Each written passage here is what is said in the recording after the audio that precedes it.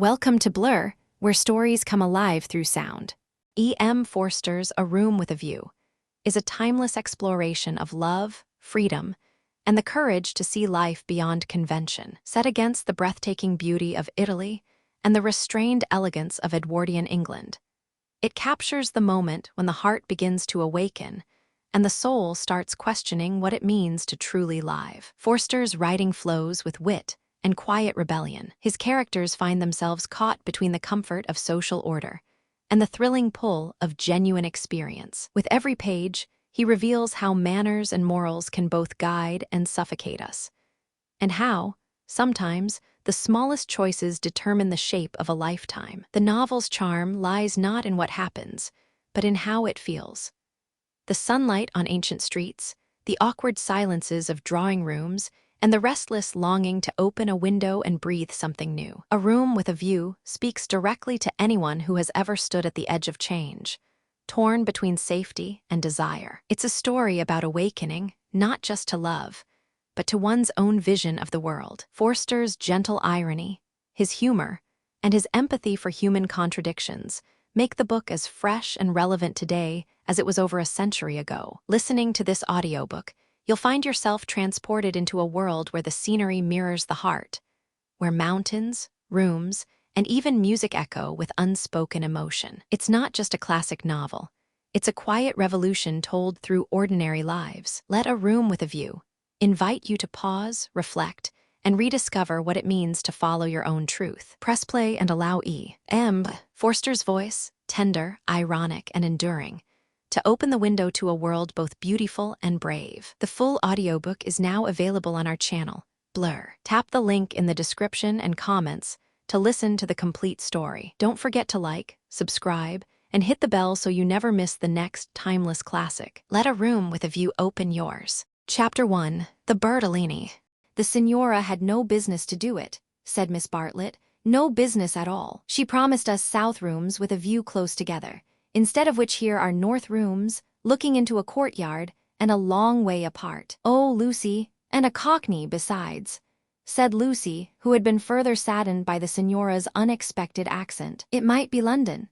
She looked at the 2 rows of English people who were sitting at the table, at the row of white bottles of water and red bottles of wine that ran between the English people, at the portraits of the late Queen and the late Poet Laureate that hung behind the English people, heavily framed, at the notice of the English Church, Rev. Cuthbert Eager, M.A. Oxon. That was the only other decoration of the wall. "Charlotte, don't you feel, too, that we might be in London? I can hardly believe that all kinds of other things are just outside. I suppose it is one's being so tired. This meat has surely been used for soup," said Miss Bartlett, laying down her fork. "I want so to see the Arno. The rooms the Signora promised us in her letter would have looked over the Arno. The Signora had no business to do it at all." "Oh, it is a shame. Any nook does for me," Miss Bartlett continued, "but it does seem hard that you shouldn't have a view." Lucy felt that she had been selfish. "Charlotte, you mustn't spoil me. Of course, you must look over the Arno, too." "I meant that. The first vacant room in the front. You must have it," said Miss Bartlett, part of whose traveling expenses were paid by Lucy's mother, a piece of generosity to which she made many a tactful allusion. "No, no, you must have it. I insist on it. Your mother would never forgive me, Lucy. She would never forgive me." The ladies' voices grew animated and, if the sad truth be owned, a little peevish. They were tired, and under the guise of unselfishness they wrangled. Some of their neighbors interchanged glances, and one of them, one of the ill-bred people whom one does meet abroad, leant forward over the table and actually intruded into their argument. He said, "I have a view, I have a view." Miss Bartlett was startled. Generally at a pension people looked them over for a day or two before speaking, and often did not find out that they would do till they had gone. She knew that the intruder was ill-bred, even before she glanced at him. He was an old man, of heavy build, with a fair, shaven face and large eyes. There was something childish in those eyes, though it was not the childishness of senility. What exactly it was Miss Bartlett did not stop to consider, for her glance passed on to his clothes. These did not attract her. He was probably trying to become acquainted with them before they got into the swim, so she assumed a dazed expression when he spoke to her, and then said, "A view. Oh, a view. How delightful a view is." "This is my son," said the old man. His name's George. He has a view too. Ah, said Miss Bartlett, repressing Lucy, who was about to speak. What I mean, he continued, is that you can have our rooms and we'll have yours. We'll change. The better class of tourist was shocked at this and sympathized with the newcomers. Miss Bartlett, in reply, opened her mouth as little as possible and said, "Thank you very much indeed. That is out of the question." "Why?" said the old man with both fists on the table. "Because it is quite out of the question, thank you. You see, we don't like to take," began Lucy. Her cousin again repressed her. "But why?" he persisted. "Women like looking at a view, men don't." And he thumped with his fists like a naughty child and turned to his son, saying, "George, persuade them." "It's so obvious they should have the rooms," said the son. "There's nothing else to say." He did not look at the ladies as he spoke, but his voice was perplexed and sorrowful. Lucy, too, was perplexed. But she saw that they were in for what is known as quite a scene. And she had an odd feeling that whenever these ill-bred tourists spoke, the contest widened and deepened till it dealt, not with rooms and views, but with something quite different, whose existence she had not realized before. Now the old man attacked Miss Bartlett almost violently. Why should she not change? What possible objection had she? They would clear out in half an hour. Miss Bartlett, though skilled in the delicacies of conversation, was powerless in the presence of brutality. It was impossible to snub anyone so gross. Her face reddened with displeasure. She looked around as much as to say, "Are you all like this?" And two little old ladies who were sitting further up the table with shawls hanging over the backs of the chairs looked back, clearly indicating, "We are not, we are genteel." "Eat your dinner, dear," she said to Lucy, and began to toy again with the meat that she had once censured. Lucy mumbled that those seemed very odd people opposite. "Eat your dinner, dear. This pension is a failure. Tomorrow we will make a change."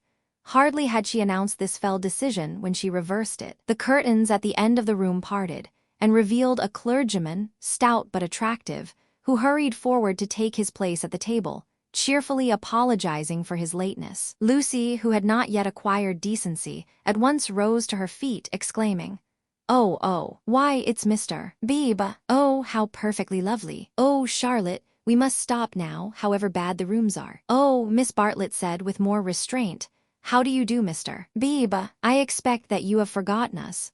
Miss Bartlett and Miss Honeychurch, who were at Tunbridge Wells when you helped the vicar of St. Peter's that very cold Easter."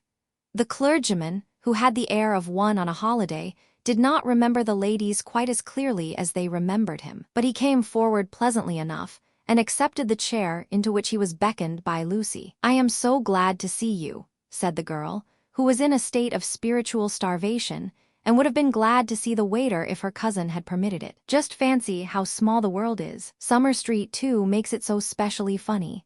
"Miss Honeychurch lives in the parish of Summer Street," said Miss Bartlett, filling up the gap, "and she happened to tell me in the course of conversation that you have just accepted the living." "Yes, I heard from Mother so last week. She didn't know that I knew you at Tunbridge Wells, but I wrote back at once and I said, 'Mr. Beebe is quite right,'" said the clergyman. "I move into the rectory at Summer Street next June. I am lucky to be appointed to such a charming neighborhood. Oh, how glad I am. The name of our house is Windy Corner." Mr. Beebe bowed. "There is Mother and me generally, and my brother, though it's not often we get him to ch. The church is rather far off, I mean. Lucy, dearest, let Mr. Beebe eat his dinner." "I am eating it, thank you, and enjoying it." He preferred to talk to Lucy, whose playing he remembered, rather than to Miss Bartlett, who probably remembered his sermons. He asked the girl whether she knew Florence well, and was informed at some length that she had never been there before. It is delightful to advise a newcomer, and he was first in the field. "Don't neglect the country round," his advice concluded. "The first fine afternoon drive up to Fiesole, and round by Sedignano or something of that sort." "No," cried a voice from the top of the table. "Mr. Beebe, you are wrong. The first fine afternoon your ladies must go to Prato." "That lady looks so clever," whispered Miss Bartlett to her cousin. "We are in luck." And indeed, a perfect torrent of information burst on them. People told them what to see, when to see it, how to stop the electric trams, how to get rid of the beggars, how much to give for a vellum blotter, how much the place would grow upon them. The pension Bertolini had decided, almost enthusiastically, that they would do. Whichever way they looked, Kind ladies smiled and shouted at them. And above all rose the voice of the clever lady, crying, "Prado. They must go to Prado. That place is too sweetly squalid for words. I love it. I revel in shaking off the trammels of respectability, as you know." The young man named George glanced at the clever lady and then returned moodily to his plate. Obviously, he and his father did not do. Lucy, in the midst of her success, found time to wish they did. It gave her no extra pleasure that anyone should be left in the cold, and when she rose to go, she turned back and gave the two outsiders a nervous little bow. The father did not see it. The son acknowledged it, not by another bow but by raising his eyebrows and smiling.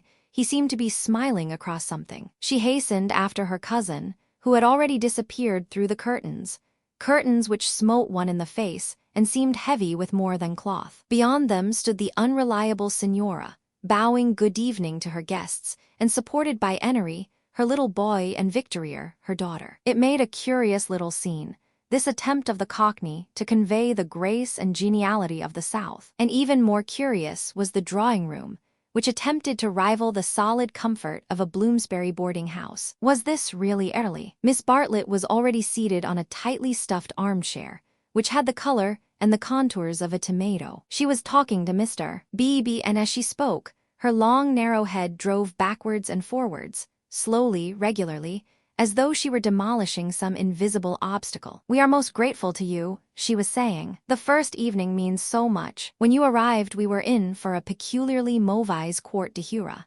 He expressed his regret. "Do you, by any chance, know the name of an old man who sat opposite us at dinner? Emerson. Is he a friend of yours? We are friendly as one is in pensions. Then I will say no more." He pressed her very slightly, and she said more. "I am, as it were," she concluded, "the chaperone of my young cousin, Lucy, and it would be a serious thing if I put her under an obligation to people of whom we know nothing." His manner was somewhat unfortunate. "I hope I acted for the best." "You acted very naturally," said he. He seemed thoughtful, and after a few moments added, "All the same, I don't think much harm would have come of accepting." "No harm, of course, but we could not be under an obligation. He is rather a peculiar man." Again he hesitated, and then said gently, "I think he would not take advantage of your acceptance, nor expect you to show gratitude. He has the merit, if it is one, of saying exactly what he means. He has rooms he does not value, and he thinks you would value them. He no more thought of putting you under an obligation than he thought of being polite. It is so difficult, at least I find it difficult, to understand people who speak the truth." Lucy was pleased and said, "I was hoping that he was nice. I do so always hope that people will be nice.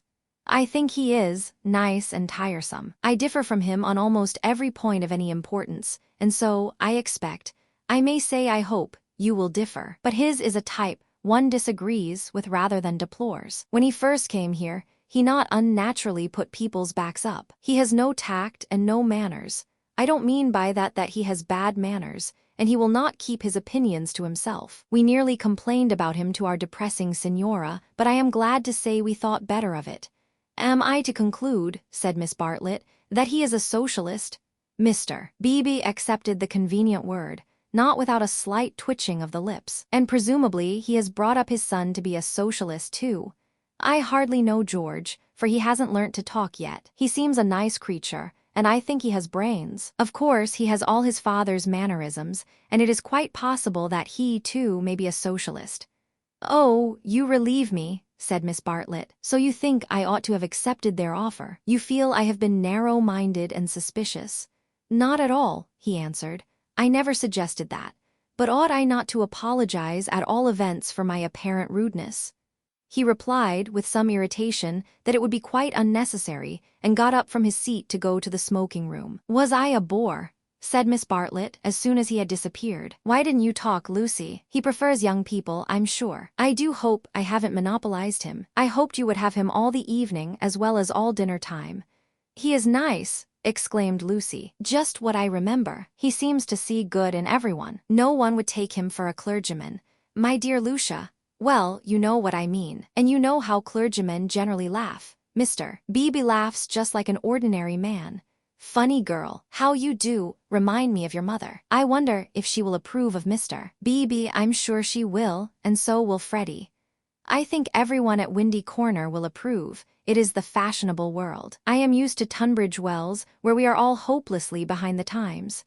"Yes," said Lucy despondently. There was a haze of disapproval in the air, but whether the disapproval was of herself, or of Mr. B., or of the fashionable world at Windy Corner, or of the narrow world at Tunbridge Wells, she could not determine. She tried to locate it, but as usual she blundered. Miss Bartlett sedulously denied disapproving of anyone, and added, "I am afraid you are finding me a very depressing companion." And the girl again thought, "I must have been selfish or unkind, I must be more careful. It is so dreadful for Charlotte, being poor." Fortunately, one of the little old ladies, who for some time had been smiling very benignly, now approached and asked if she might be allowed to sit where Mr. Beebe had sat. Permission granted, she began to chatter gently about Italy, the plunge it had been to come there, the gratifying success of the plunge, the improvement in her sister's health, the necessity of closing the bedroom windows at night, and of thoroughly emptying the water bottles in the morning. She handled her subjects agreeably, and they were, perhaps, more worthy of attention than the high discourse upon Guelphs and Ghibellines, which was proceeding tempestuously at the other end of the room. It was a real catastrophe, not a mere episode, that evening of hers at Venice, when she had found in her bedroom something that is one worse than a flea, though one better than something else. But here you are as safe as in England. Signora Bertolini is so English. Yet our rooms smell, said poor Lucy. We dread going to bed. Ah, then you look into the court. She sighed. If only Mr. Emerson was more tactful. We were so sorry for you at dinner. I think he was meaning to be kind. Undoubtedly he was, said Miss Bartlett. Mr. Beebe has just been scolding me for my suspicious nature. Of course, I was holding back on my cousin's account. Of course, said the little old lady, and they murmured that one could not be too careful with a young girl. Lucy tried to look demure, but could not help feeling a great fool. No one was careful with her at home, or, at all events, she had not noticed it. About old Mr. Emerson, I hardly know. No, he is not tactful. Yet have you ever noticed that there are people who do things which are most indelicate, and yet at the same time beautiful? Beautiful, said Miss Bartlett, puzzled at the word. Are not beauty and delicacy the same? So one would have thought, said the other helplessly. But things are so difficult, I sometimes think. She proceeded no further into things, for Mr. Beebe reappeared, looking extremely pleasant. Miss Bartlett, he cried, it's all right about the rooms. I'm so glad. Mr. Emerson was talking about it in the smoking room, and knowing what I did, I encouraged him to make the offer again. He has let me come and ask you. He would be so pleased. Oh, Charlotte, cried Lucy to her cousin, we must have the rooms now. The old man is just as nice and kind as he can be. Miss Bartlett was silent. I fear, said Mr. Beebe after a pause, that I have been officious. I must apologize for my interference. Gravely displeased, he turned to go. Not till then did Miss Bartlett reply. My own wishes, dearest Lucy, are unimportant in comparison with yours. It would be hard indeed if I stopped you doing as you liked at Florence, when I am only here through your kindness. If you wish me to turn these gentlemen out of their rooms, I will do it. Would you then, Mr. Beebe, kindly tell Mr. Emerson that I accept his kind offer, and then conduct him to me, in order that I may thank him personally? She raised her voice as she spoke. It was heard all over the drawing-room, and silenced the Guelphs and the Ghibellines. The clergyman, inwardly cursing the female sex, bowed, and departed with her message. Remember, Lucy, I alone am implicated in this. I do not wish the acceptance to come from you. Grant me that at all events. Mr. Beebe was back, saying rather nervously, Mr. Emerson is engaged, but here is his son instead. The young man gazed down on the three ladies, who felt seated on the floor, so low were their chairs. My father, he said, is in his bath, so you cannot thank him personally, but any message given by you to me will be given by me to him as soon as he comes out. Miss Bartlett was unequal to the bath. All her barbed civilities came forth, wrong end first. Young Mr. Emerson scored a notable triumph, to the delight of Mr. Beebe, and to the secret delight of Lucy. Poor young man, said Miss Bartlett as soon as he had gone. How angry he is with his father about the rooms. It is all he can do to keep polite.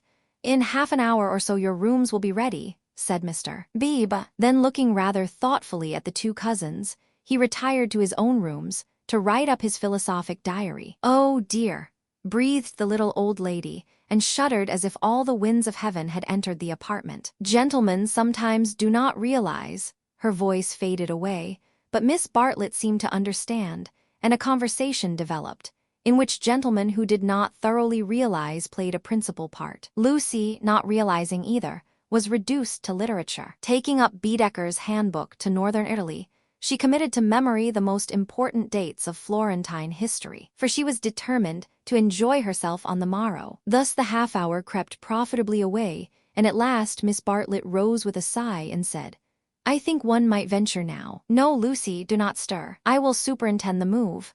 "How you do everything," said Lucy. "Naturally, dear. It is my affair, but I would like to help you." "No, dear." Charlotte's energy and her unselfishness. She had been thus all her life, but really on this Italian tour she was surpassing herself. So Lucy felt, or strove to feel, and yet there was a rebellious spirit in her, which wondered whether the acceptance might not have been less delicate and more beautiful. At all events, she entered her own room without any feeling of joy. "I want to explain," said Miss Bartlett, "why it is that I have taken the largest room. Naturally, of course, I should have given it to you, but I happen to know that it belongs to the young man, and I was sure your mother would not like it." Lucy was bewildered. "If you are to accept a favor, it is more suitable you should be under an obligation to his father than to him. I am a woman of the world in my small way, and I know where things lead to. However, Mr. B.B. is a guarantee of a sort that they will not presume on this."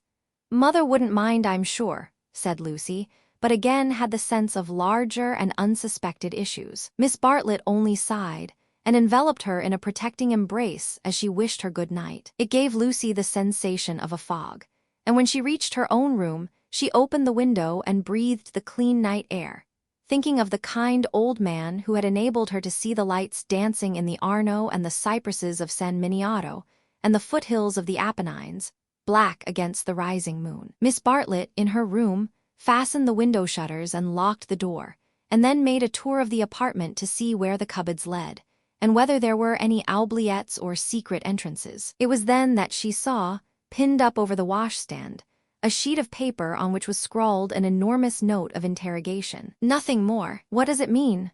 She thought, and she examined it carefully by the light of a candle. Meaningless at first, it gradually became menacing, obnoxious, portentous with evil. She was seized with an impulse to destroy it, but fortunately remembered that she had no right to do so, since it must be the property of young Mr. Emerson, so she unpinned it carefully, and put it between two pieces of blotting paper to keep it clean for him. Then she completed her inspection of the room, sighed heavily according to her habit, and went to bed.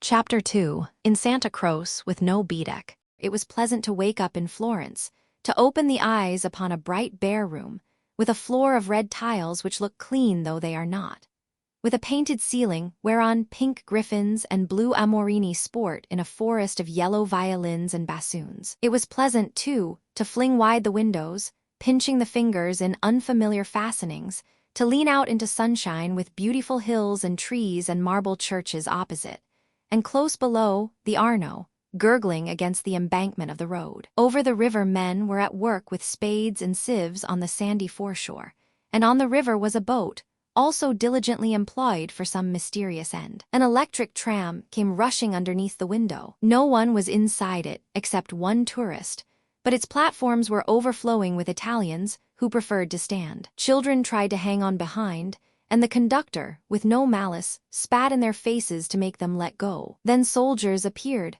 good-looking, undersized men, wearing each a knapsack covered with mangy fur, and a great coat which had been cut for some larger soldier. Beside them walked officers, looking foolish and fierce, and before them went little boys, turning somersaults in time with the band. The tramcar became entangled in their ranks, and moved on painfully, like a caterpillar in a swarm of ants. One of the little boys fell down, and some white bullocks came out of an archway. Indeed, if it had not been for the good advice of an old man who was selling button-hooks, the road might never have got clear. Over such trivialities as these many a valuable hour may slip away, and the traveler who has gone to Italy to study the tactile values of Giotto, or the corruption of the papacy, may return remembering nothing but the blue sky and the men and women who live under it. So it was as well that Miss Bartlett should tap and come in, and having commented on Lucy's leaving the door unlocked, and on her leaning out of the window before she was fully dressed, should urge her to hasten herself,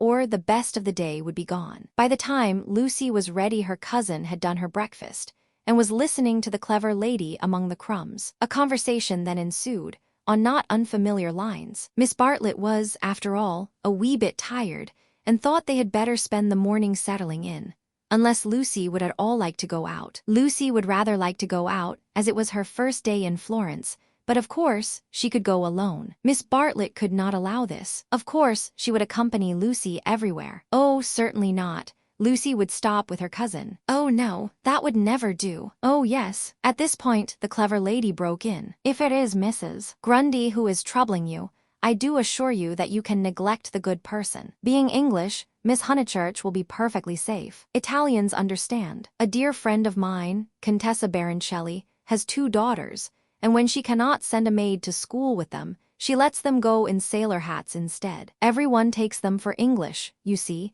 especially if their hair is strained tightly behind. Miss Bartlett was unconvinced by the safety of Contessa Baroncelli's daughters. She was determined to take Lucy herself, her head not being so very bad. The clever lady then said that she was going to spend a long morning in Santa Croce, and if Lucy would come too, she would be delighted. I will take you by a dear dirty back way, Miss Honeychurch, and if you bring me luck, we shall have an adventure. Lucy said that this was most kind, and at once opened the Baedeker to see where Santa Croce was. Tut tut, Miss Lucy, I hope we shall soon emancipate you from Baedeker. He does but touch the surface of things. As to the true Italy, he does not even dream of it. The true Italy is only to be found by patient observation. This sounded very interesting, and Lucy hurried over her breakfast and started with her new friend in high spirits. Italy was coming at last. The Cockney Signora and her works had vanished like a bad dream. Miss Lavish, for that was the clever lady's name, turned to the right along the sunny Lung Arno. How delightfully warm, but a wind down the side streets cut like a knife, didn't it? Ponte Allegresi, particularly interesting, mentioned by Dante. San Miniato, beautiful as well as interesting. The crucifix that kissed a murderer. Miss Honeychurch would remember the story. The men on the river were fishing. Untrue, but then so is most information. Then Miss Lavish darted under the archway of the White Bullocks, and she stopped, and she cried, "A smell. A true Florentine smell. Every city, let me teach you, has its own smell." "Is it a very nice smell?" said Lucy, who had inherited from her mother a distaste to dirt. "One doesn't come to Italy for niceness," was the retort. "One comes for life. Buongiorno, buongiorno," bowing right and left. "Look at that adorable wine cart. How the driver stares at us, dear, simple soul." So Miss Lavish proceeded through the streets of the city of Florence, short, fidgety, and playful as a kitten, though without a kitten's grace. It was a treat for the girl to be with anyone so clever and so cheerful, and a blue military cloak, such as an Italian officer wears, only increased the sense of festivity. Buongiorno. Take the word of an old woman, Miss Lucy. You will never repent of a little civility to your inferiors. That is the true democracy, though I am a real radical as well. There, now you're shocked. Indeed, I'm not, exclaimed Lucy. We are radicals, too, out and out. My father always voted for Mr. Gladstone until he was so dreadful about Ireland. I see, I see. And now you have gone over to the enemy.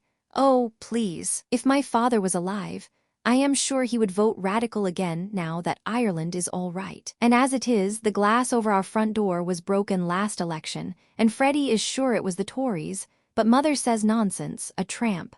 Shameful. A manufacturing district, I suppose. No, in the Surrey Hills, about 5 miles from Dorking, looking over the Weald. Miss Lavish seemed interested and slackened her trot. What a delightful part, I know it so well. It is full of the very nicest people. Do you know Sir Harry Otway, a radical if ever there was? Very well indeed. And old Mrs. Butterworth the philanthropist. Why, she rents a field of us. How funny. Miss Lavish looked at the narrow ribbon of sky and murmured, "Oh, you have property in Surrey."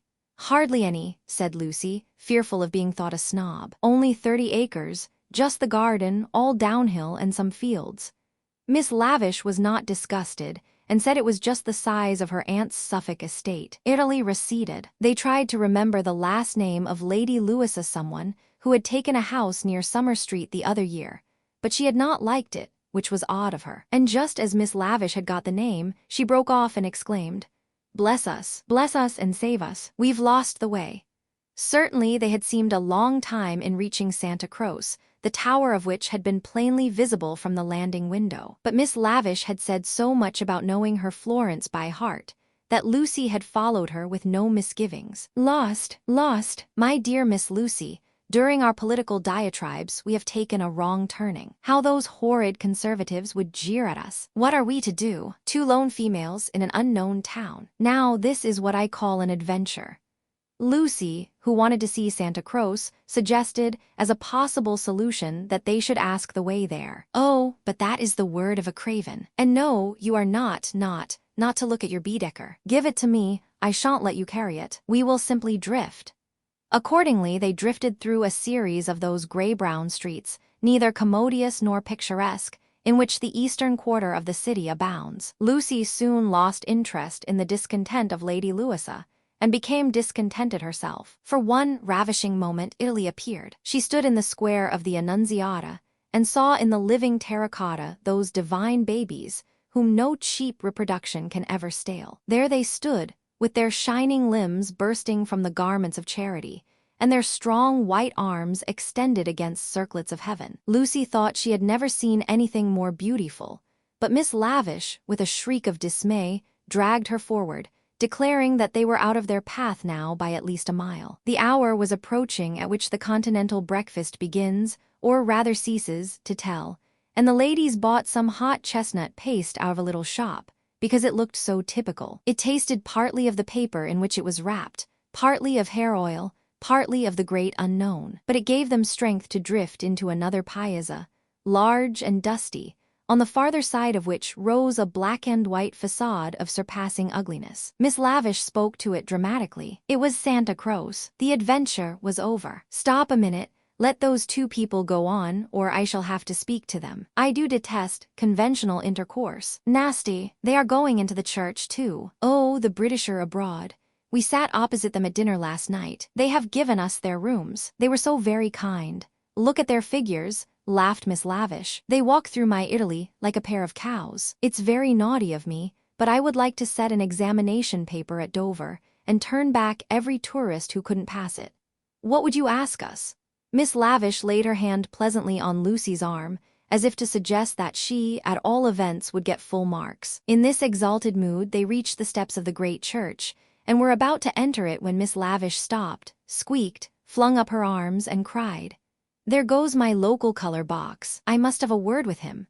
And in a moment she was away over the piazza, her military cloak flapping in the wind, nor did she slacken speed till she caught up an old man with white whiskers and nipped him playfully upon the arm. Lucy waited for nearly 10 minutes. Then she began to get tired. The beggars worried her, the dust blew in her eyes, and she remembered that a young girl ought not to loiter in public places. She descended slowly into the piazza, with the intention of rejoining Miss Lavish, who was really almost too original. But at that moment, Miss Lavish and her local color box moved also, and disappeared down a side street, both gesticulating largely. Tears of indignation came to Lucy's eyes, partly because Miss Lavish had jilted her, partly because she had taken her Baedeker. How could she find her way home? How could she find her way about in Santa Croce? Her first morning was ruined, and she might never be in Florence again. A few minutes ago she had been all high spirits, talking as a woman of culture, and half persuading herself that she was full of originality. Now she entered the church depressed and humiliated,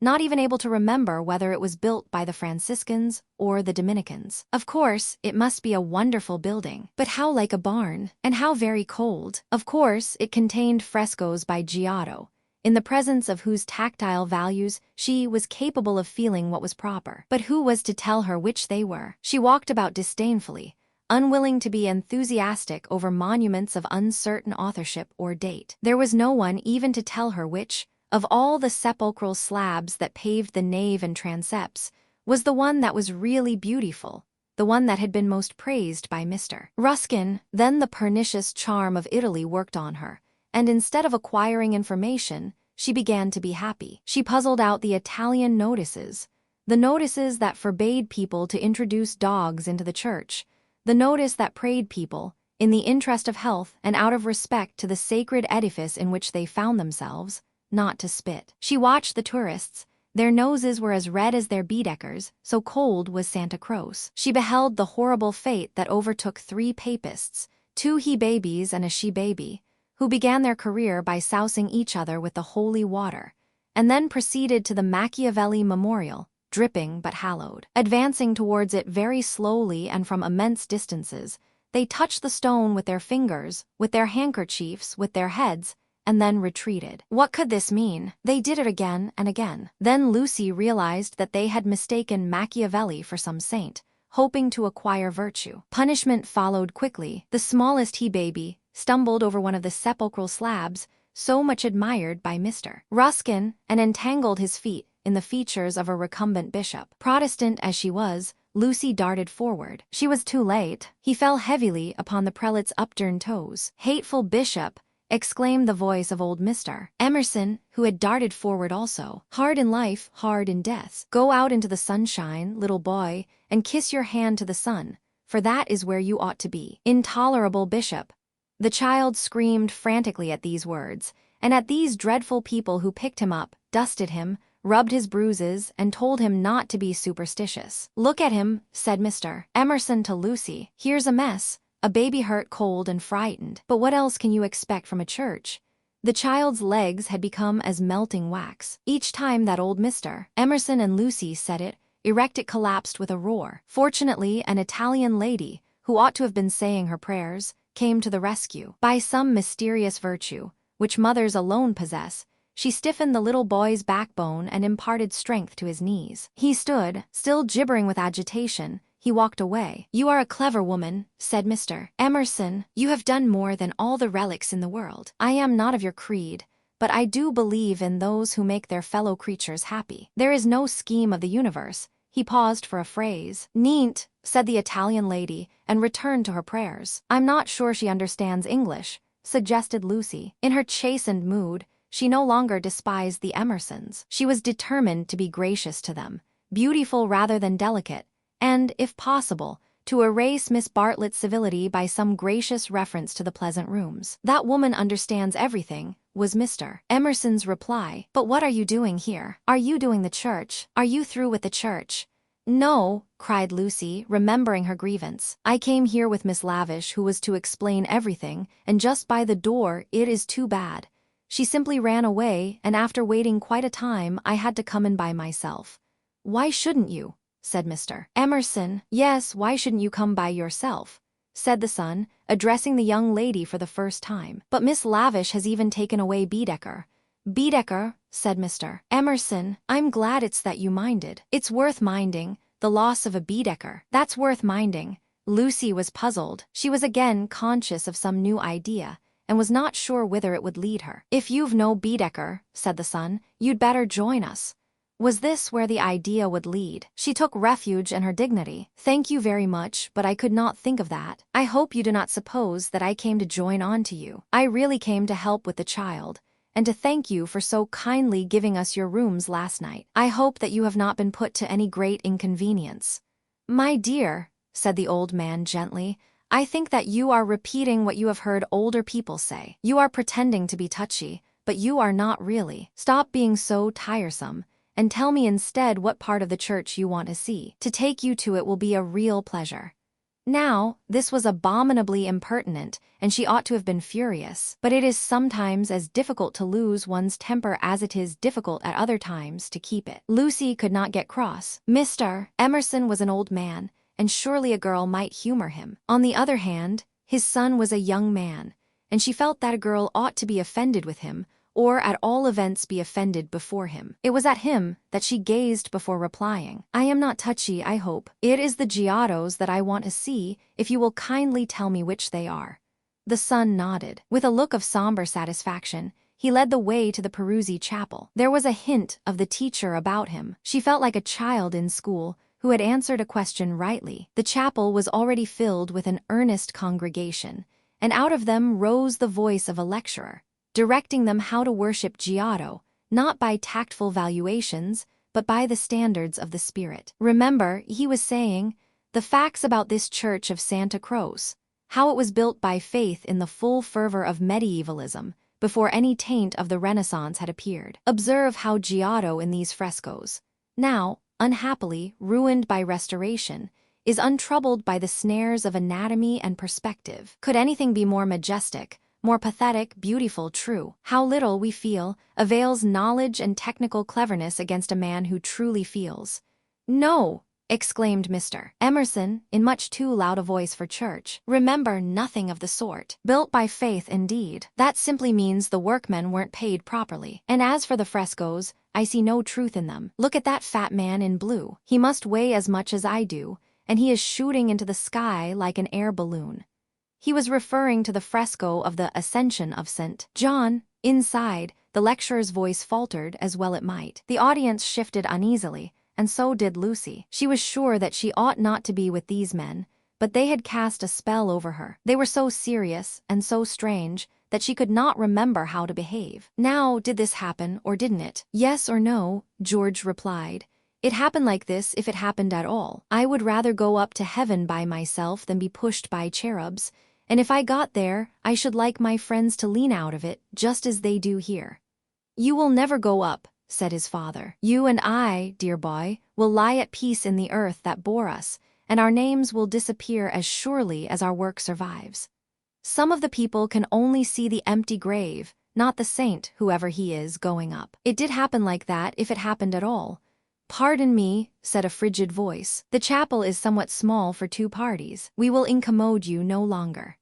The lecturer was a clergyman, and his audience must be also his flock, for they held prayer books as well as guidebooks in their hands. They filed out of the chapel in silence. Amongst them were the 2 little old ladies of the pension Bertolini, Miss Teresa and Miss Catherine Allen. Stop, cried Mr. Emerson. There's plenty of room for us all. Stop. The procession disappeared without a word. Soon the lecturer could be heard in the next chapel, describing the life of St. Francis. George, I do believe that clergyman is the Brixton curate. George went into the next chapel and returned, saying, perhaps he is. I don't remember. Then I had better speak to him and remind him who I am. It's that Mr. Eager. Why did he go? Did we talk too loud? How vexatious. I shall go and say we are sorry. Hadn't I better? Then perhaps he will come back. He will not come back, said George. But Mr. Emerson, contrite and unhappy, hurried away to apologize to the Rev. Cuthbert Eager, Lucy, apparently absorbed in a lunette, could hear the lecture again interrupted. The anxious, aggressive voice of the old man, the curt, injured replies of his opponent. The son, who took every little contretemps as if it were a tragedy, was listening also. My father has that effect on nearly everyone, he informed her. He will try to be kind. I hope we all try, said she, smiling nervously, because we think it improves our characters. But he is kind to people because he loves them, and they find him out and are offended or frightened. How silly of them, said Lucy, though in her heart she sympathized. I think that a kind action done tactfully, tact. He threw up his head in disdain. Apparently, she had given the wrong answer. She watched the singular creature pace up and down the chapel. For a young man, his face was rugged, and until the shadows fell upon it, hard. Enshadowed, it sprang into tenderness. She saw him once again at Rome, on the ceiling of the Sistine Chapel, carrying a burden of acorns. Healthy and muscular, he yet gave her the feeling of grayness, of tragedy that might only find solution in the night. The feeling soon passed. It was unlike her to have entertained anything so subtle. Born of silence and of unknown emotion, it passed when Mr. Emerson returned, and she could re-enter the world of rapid talk, which was alone familiar to her. Were you snubbed? Asked his son tranquilly. But we have spoilt the pleasure of I don't know how many people. They won't come back. Full of innate sympathy, quickness to perceive good in others, vision of the brotherhood of man. Scraps of the lecture on St. Francis came floating round the partition wall. Don't let us spoil yours, he continued to Lucy. Have you looked at those saints? Yes, said Lucy. They are lovely. Do you know which is the tombstone that is praised in Ruskin? He did not know, and suggested that they should try to guess it. George, rather to her relief, refused to move, and she and the old man wandered not unpleasantly about Santa Croce, which, though it is like a barn, has harvested many beautiful things inside its walls. There were also beggars to avoid and guides to dodge round the pillars, and an old lady with her dog, and here and there a priest modestly edging to his mass through the groups of tourists. But Mr. Emerson was only half interested. He watched the lecturer, whose success he believed he had impaired, and then he anxiously watched his son. "Why will he look at that fresco?" he said uneasily. "I saw nothing in it." "I like Giotto," she replied. "It is so wonderful what they say about his tactile values, though I like things like the Della Robbia babies better." "So you ought. A baby is worth a dozen saints, and my baby's worth the whole of paradise, and as far as I can see he lives in hell." Lucy again felt that this did not do. "In hell," he repeated. "He's unhappy." "Oh dear," said Lucy. "How can he be unhappy when he is strong and alive? What more is one to give him? And think how he has been brought up, free from all the superstition and ignorance that lead men to hate one another in the name of God. With such an education as that, I thought he was bound to grow up happy." She was no theologian, but she felt that here was a very foolish old man, as well as a very irreligious one. She also felt that her mother might not like her talking to that kind of person, and that Charlotte would object most strongly. "What are we to do with him?" he asked. "He comes out for his holiday to Italy and behaves like that.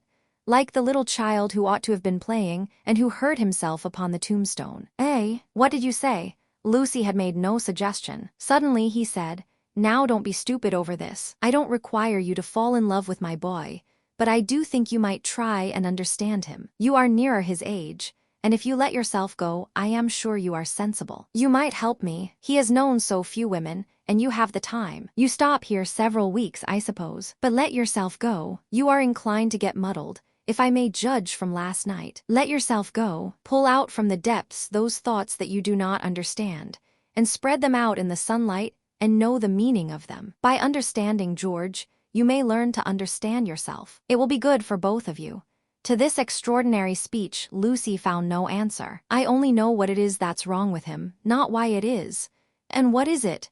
asked Lucy fearfully, expecting some harrowing tale. "The old trouble, things won't fit." "What things?" "The things of the universe. It is quite true. They don't." "Oh, Mr. Emerson, whatever do you mean?" In his ordinary voice, so that she scarcely realized he was quoting poetry, he said, "From far, from eve and morning, and yon 12-winded sky, the stuff of life to knit me blue hither. Here am I, George, and I both know this, but why does it distress him? We know that we come from the winds, and that we shall return to them, that all life is perhaps a knot, a tangle, a blemish in the eternal smoothness. But why should this make us unhappy? Let us rather love one another, and work and rejoice. I don't believe in this world's sorrow." Miss Honeychurch assented. "Then make my boy think like us. Make him realize that by the side of the everlasting why there is a yes, a transitory yes if you like, but a yes." Suddenly she laughed. Surely one ought to laugh. A young man melancholy because the universe wouldn't fit, because life was a tangle or a wind, or a yes or something. "I'm very sorry," she cried. "You'll think me unfeeling, but Then she became matronly. "Oh, but your son wants employment. Has he no particular hobby?" "Why, I myself have worries, but I can generally forget them at the piano. And collecting stamps did no end of good for my brother. Perhaps Italy bores him. You ought to try the Alps or the lakes." The old man's face saddened, and he touched her gently with his hand. This did not alarm her. She thought that her advice had impressed him and that he was thanking her for it. Indeed, he no longer alarmed her at all. She regarded him as a kind thing, but quite silly. Her feelings were as inflated spiritually as they had been an hour ago aesthetically, before she lost Baedeker. The dear George, now striding towards them over the tombstones, seemed both pitiable and absurd. He approached, his face in the shadow. He said, "Miss Bartlett." "Oh, good gracious me," said Lucy, suddenly collapsing and again seeing the whole of life in a new perspective. Where, in the nave? I see. Those gossiping little Miss Allens must have." She checked herself. "Poor girl," exploded Mr. Emerson. Poor girl. She could not let this pass, for it was just what she was feeling herself. "Poor girl." I failed to understand the point of that remark. I think myself a very fortunate girl, I assure you. I'm thoroughly happy, and having a splendid time. Pray don't waste time mourning over me. There's enough sorrow in the world, isn't there, without trying to invent it. Goodbye. Thank you both so much for all your kindness. Ah yes, there does come my cousin. A delightful morning. Santa Croce is a wonderful church." She joined her cousin. Chapter 3. Music, Violets, and the Letter S. It so happened that Lucy, who found daily life rather chaotic, entered a more solid world when she opened the piano. She was then no longer either deferential or patronizing, no longer either a rebel or a slave. The kingdom of music is not the kingdom of this world. It will accept those whom breeding and intellect and culture have alike rejected. The commonplace person begins to play and shoots into the empyrean without effort, whilst we look up, marveling how he has escaped us, and thinking how we could worship him and love him, would he but translate his visions into human words and his experiences into human actions. Perhaps he cannot. Certainly he does not, or does so very seldom. Lucy had done so never. She was no dazzling executante. Her runs were not at all like strings of pearls, and she struck no more right notes than was suitable for one of her age and situation. Nor was she the passionate young lady who performed so tragically on a summer's evening with the window open. Passion was there, but it could not be easily labeled. It slipped between love and hatred and jealousy and all the furniture of the pictorial style. And she was tragical only in the sense that she was great, for she loved to play on the side of victory. Victory of what, and over what? That is more than the words of daily life can tell us. But that some sonatas of Beethoven are written tragic no one can gainsay. Yet they can triumph or despair as the player decides, and Lucy had decided that they should triumph. A very wet afternoon at the Bertolini permitted her to do the thing she really liked, and after lunch she opened the little draped piano. A few people lingered round and praised her playing, but finding that she made no reply, dispersed to their rooms to write up their diaries or to sleep. She took no notice of Mr. Emerson looking for his son, nor of Miss Bartlett looking for Miss Lavish, nor of Miss Lavish looking for her cigarette case. Like every true performer, she was intoxicated by the mere feel of the notes. They were fingers caressing her own, and by touch, not by sound alone, did she come to her desire. Mr. B.B., sitting unnoticed in the window, pondered this illogical element in Miss Honeychurch, and recalled the occasion at Tunbridge Wells when he had discovered it. It was at one of those entertainments where the upper classes entertain the lower. The seats were filled with a respectful audience, and the ladies and gentlemen of the parish, under the auspices of their vicar, sang, or recited, or imitated the drawing of a champagne cork. Among the promised items was Miss Honeychurch, piano, Beethoven, and Mr. B.B. was wondering whether it would be a Delata, or the March of the Ruins of Athens, when his composure was disturbed by the opening bars of Opus 111. He was in suspense all through the introduction, for not until the pace quickens does one know what the performer intends. With the roar of the opening theme, he knew that things were going extraordinarily.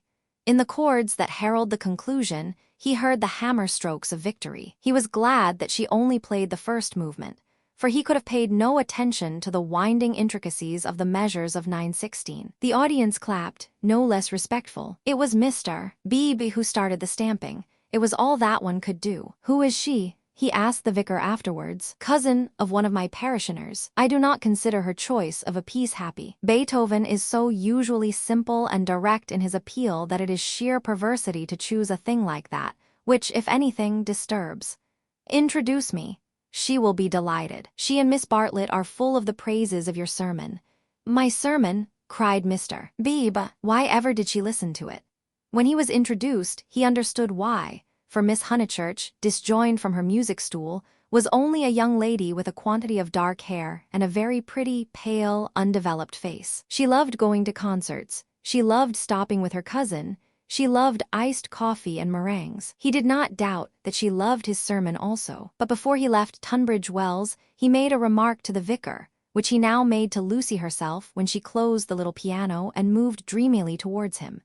"If Miss Honeychurch ever takes to live as she plays, it will be very exciting both for us and for her." Lucy at once re-entered daily life. "Oh, what a funny thing. Someone said just the same to Mother, and she said she trusted I should never live a duet. Doesn't Mrs. Honeychurch like music? She doesn't mind it, but she doesn't like one to get excited over anything. She thinks I am silly about it. She thinks I can't make out. Once, you know, I said that I liked my own playing better than anyone's. She has never got over it. Of course, I didn't mean that I played well. I only meant—" "Of course," said he, wondering why she bothered to explain. "Music," said Lucy, as if attempting some generality. She could not complete it, and looked out absently upon Italy in the wet. The whole life of the South was disorganized, and the most graceful nation in Europe had turned into formless lumps of clothes. The street and the river were dirty yellow, the bridge was dirty gray, and the hills were dirty purple. Somewhere in their folds were concealed Miss Lavish and Miss Bartlett, who had chosen this afternoon to visit the Torre del Gallo. "What about music?" said Mr. Beebe. "Poor Charlotte will be sopped," was Lucy's reply. The expedition was typical of Miss Bartlett, who would return cold, tired, hungry, and angelic, with a ruined skirt, a pulpy Baedeker, and a tickling cough in her throat. On another day, when the whole world was singing and the air ran into the mouth like wine, she would refuse to stir from the drawing-room, saying that she was an old thing and no fit companion for a hardy girl. "Miss Lavish has led your cousin astray. She hopes to find the true Italy in the wet, I believe." "Miss Lavish is so original," murmured Lucy. This was a stock remark, the supreme achievement of the pension Bertolini in the way of definition. Miss Lavish was so original. Mr. Beebe had his doubts, but they would have been put down to clerical narrowness. For that, and for other reasons, he held his peace. "Is it true," continued Lucy in awestruck tone, "that Miss Lavish is writing a book? They do say so. What is it about?" "It will be a novel," replied Mr. Beebe, "dealing with modern Italy. Let me refer you for an account to Miss Catharine Allen, who uses words herself more admirably than anyone I know. I wish Miss Lavish would tell me herself. We started such friends, but I don't think she ought to have run away with Baedeker that morning in Santa Croce. Charlotte was most annoyed at finding me practically alone, and so I couldn't help being a little annoyed with Miss Lavish. The two ladies, at all events, have made it up." He was interested in the sudden friendship between women so apparently dissimilar as Miss Bartlett and Miss Lavish. They were always in each other's company, with Lucy a slighted third. Miss Lavish he believed he understood, but Miss Bartlett might reveal unknown depths of strangeness, though not perhaps of meaning. Was Italy deflecting her from the path of prim chaperone, which he had assigned to her at Tunbridge Wells? All his life he had loved to study maiden ladies. They were his specialty, and his profession had provided him with ample opportunities for the work. Girls like Lucy were charming to look at, but Mr. Beebe was, from rather profound reasons, somewhat chilly in his attitude towards the other sex, and preferred to be interested rather than enthralled. Lucy, for the third time, said that poor Charlotte would be sopped. The Arno was rising in flood, washing away the traces of the little carts upon the foreshore. But in the southwest, there had appeared a dull haze of yellow, which might mean better weather if it did not mean worse. She opened the window to inspect, and a cold blast entered the room, drawing a plaintive cry from Miss Catharine Allen, who entered at the same moment by the door. "Oh, dear Miss Honeychurch, you will catch a chill. And Mr. Beebe here besides. Who would suppose this is Italy? There is my sister actually nursing the hot water can, no comforts or proper provisions." She sidled towards them and sat down, self-conscious as she always was on entering a room which contained one man or a man and one woman. "I could hear your beautiful playing, Miss Honeychurch, though I was in my room with the door shut." Doors shut, indeed most necessary. No one has the least idea of privacy in this country, and one person catches it from another. Lucy answered suitably. Mr. Beebe was not able to tell the ladies of his adventure at Modena, where the chambermaid burst in upon him in his bath, exclaiming cheerfully, "Fa niente, sono vecchia." He contented himself with saying, "I quite agree with you, Miss Allen. The Italians are a most unpleasant people. They pry everywhere, they see everything, and they know what we want before we know it ourselves. We are at their mercy. They read our thoughts, they foretell our desires. From the cab driver down to Giotto they turn us inside out, and I resent it. Yet in their heart of hearts they are, how superficial. They have no conception of the intellectual life. How right is Signora Bertolini, who exclaimed to me the other day, 'Ho, Mr. Beebe, if you knew what I suffer over the children's education. Hi, won't ave my little Victorier taught by a hignorant Italian what can't explain nothink.'" Miss Allen did not follow, but gathered that she was being mocked in an agreeable way. Her sister was a little disappointed in Mr. Beebe, having expected better things from a clergyman whose head was bald, and who wore a pair of russet whiskers. Indeed, who would have supposed that tolerance, sympathy, and a sense of humor would inhabit that militant form? In the midst of her satisfaction, she continued to sidle, and at last the cause was disclosed. From the chair beneath her, She extracted a gunmetal cigarette case, on which were powdered in turquoise the initials E.L. "That belongs to Lavish," said the clergyman. "A good fellow, Lavish, but I wish she'd start a pipe." "Oh, Mr. B.B.," said Miss Allen, divided between awe and mirth. "Indeed, though it is dreadful for her to smoke, it is not quite as dreadful as you suppose. She took to it, practically in despair, after her life's work was carried away in a landslip. Surely that makes it more excusable." "What was that?" asked Lucy. Mr. B.B. sat back complacently, and Miss Allen began as follows. "It was a novel, and I am afraid, from what I can gather, not a very nice novel. It is so sad when people who have abilities misuse them, and I must say they nearly always do. Anyhow, she left it almost finished in the Grotto of the Calvary, at the Cappuccini Hotel at Amalfi, while she went for a little ink. She said, 'Can I have a little ink, please?' But you know what Italians are. And meanwhile the grotto fell roaring onto the beach, and the saddest thing of all is that she cannot remember what she has written. The poor thing was very ill after it, and so got tempted into cigarettes. It is a great secret, but I am glad to say that she is writing another novel. She told Teresa and Miss Pole the other day that she had got up all the local color.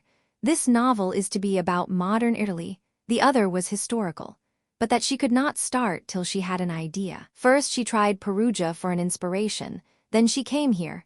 This must on no account get round. And so cheerful through it all. I cannot help thinking that there is something to admire in everyone, even if you do not approve of them." Miss Allen was always thus being charitable against her better judgment. A delicate pathos perfumed her disconnected remarks, giving them unexpected beauty.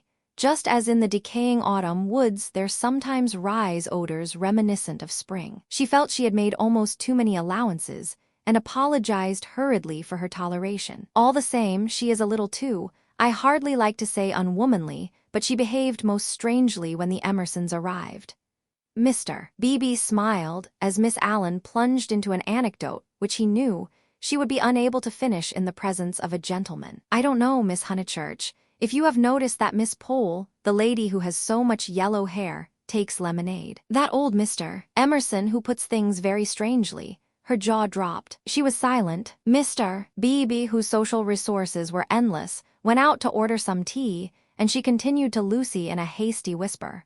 "Stomach. He warned Miss Pole of her stomach acidity, he called it, and he may have meant to be kind. I must say I forgot myself and laughed. It was so sudden. As Teresa truly said, it was no laughing matter. But the point is that Miss Lavish was positively attracted by his mentioning S, and said she liked plain speaking and meeting different grades of thought. She thought they were commercial travelers. Drummers was the word she used, and all through dinner she tried to prove that England, our great and beloved country, rests on nothing but commerce. Teresa was very much annoyed, and left the table before the cheese, saying as she did so, "There, Miss Lavish, is one who can confute you better than I," and pointed to that beautiful picture of Lord Tennyson. Then Miss Lavish said, "Tut, the early Victorians, just imagine." "Tut, the early Victorians." My sister had gone, and I felt bound to speak. I said, "Miss Lavish, I am an early Victorian, at least, that is to say, I will hear no breath of censure against our dear Queen." It was horrible speaking. I reminded her how the Queen had been to Ireland when she did not want to go, and I must say she was dumbfounded, and made no reply. But unluckily Mr. Emerson overheard this part, and called in his deep voice, "Quite so, quite so. I honor the woman for her Irish visit. The woman, I tell things so badly, but you see what a tangle we were in by this time, all on account of S having been mentioned in the first place." But that was not all. After dinner Miss Lavish actually came up and said, "Miss Allen, I am going into the smoking room to talk to those two nice men. Come too." Needless to say, I refused such an unsuitable invitation, and she had the impertinence to tell me that it would broaden my ideas, and said that she had 4 brothers, all university men, except one who was in the army, who always made a point of talking to commercial travelers. "Let me finish the story," said Mr. B.B., who had returned. Miss Lavish tried Miss Pole, myself, everyone, and finally said, "I shall go alone." She went. At the end of 5 minutes she returned unobtrusively with a green baize board and began playing Patience. "Whatever happened?" cried Lucy. "No one knows. No one will ever know. Miss Lavish will never dare to tell, and Mr. Emerson does not think it worth telling. Old Mr. Emerson, is he nice or not nice? I do so want to know. Mr. Beebe laughed and suggested that she should settle the question for herself. No, but it is so difficult. Sometimes he is so silly, and then I do not mind him. Miss Allen, what do you think? Is he nice? The little old lady shook her head and sighed disapprovingly. Mr. Beebe, whom the conversation amused, stirred her up by saying, I consider that you are bound to class him as nice, Miss Allen, after that business of the violets. Violets. Oh dear, who told you about the violets? How do things get round? A pension is a bad place for gossips. No, I cannot forget how they behaved at Mr. Eager's lecture at Santa Cruz. Oh, poor Miss Honeychurch. It really was too bad. No, I have quite changed. I do not like the Emersons. They are not nice. Mr. Beebe smiled nonchalantly. He had made a gentle effort to introduce the Emersons into Bertolini society, and the effort had failed. He was almost the only person who remained friendly to them. Miss Lavish, who represented intellect, was avowedly hostile, and now the Miss Allens, who stood for good breeding, were following her. Miss Bartlett, smarting under an obligation, would scarcely be civil. The case of Lucy was different. She had given him a hazy account of her adventures in Santa Cruz, and he gathered that the two men had made a curious and possibly concerted attempt to annex her, to show her the world from their own strange standpoint, to interest her in their private sorrows and joys. This was impertinent. He did not wish their cause to be championed by a young girl. He would rather it should fail. After all, he knew nothing about them, and pension joys, pension sorrows are flimsy things, whereas Lucy would be his parishioner. Lucy, with one eye upon the weather, finally said that she thought the Emersons were nice. Not that she saw anything of them now. Even their seats at dinner had been moved. But aren't they always waylaying you to go out with them, dear? Said the little lady inquisitively. Only once. Charlotte didn't like it and said something, quite politely of course. Most right of her. They don't understand our ways. They must find their level. Mr. Beebe rather felt that they had gone under. They had given up their attempt, if it was one, to conquer society, and now the father was almost as silent as the son. He wondered whether he would not plan a pleasant day for these folk before they left, some expedition, perhaps, with Lucy well chaperoned to be nice to them. It was one of Mr. Beebe's chief pleasures to provide people with happy memories. Evening approached while they chatted. The air became brighter. The colors on the trees and hills were purified, and the Arno lost its muddy solidity and began to twinkle. There were a few streaks of bluish-green among the clouds, a few patches of watery light upon the earth, and then the dripping facade of San Miniato shone brilliantly in the declining sun. Too late to go out, said Miss Allen in a voice of relief. All the galleries are shut. I think I shall go out, said Lucy. I want to go round the town in the circular tram, on the platform by the driver.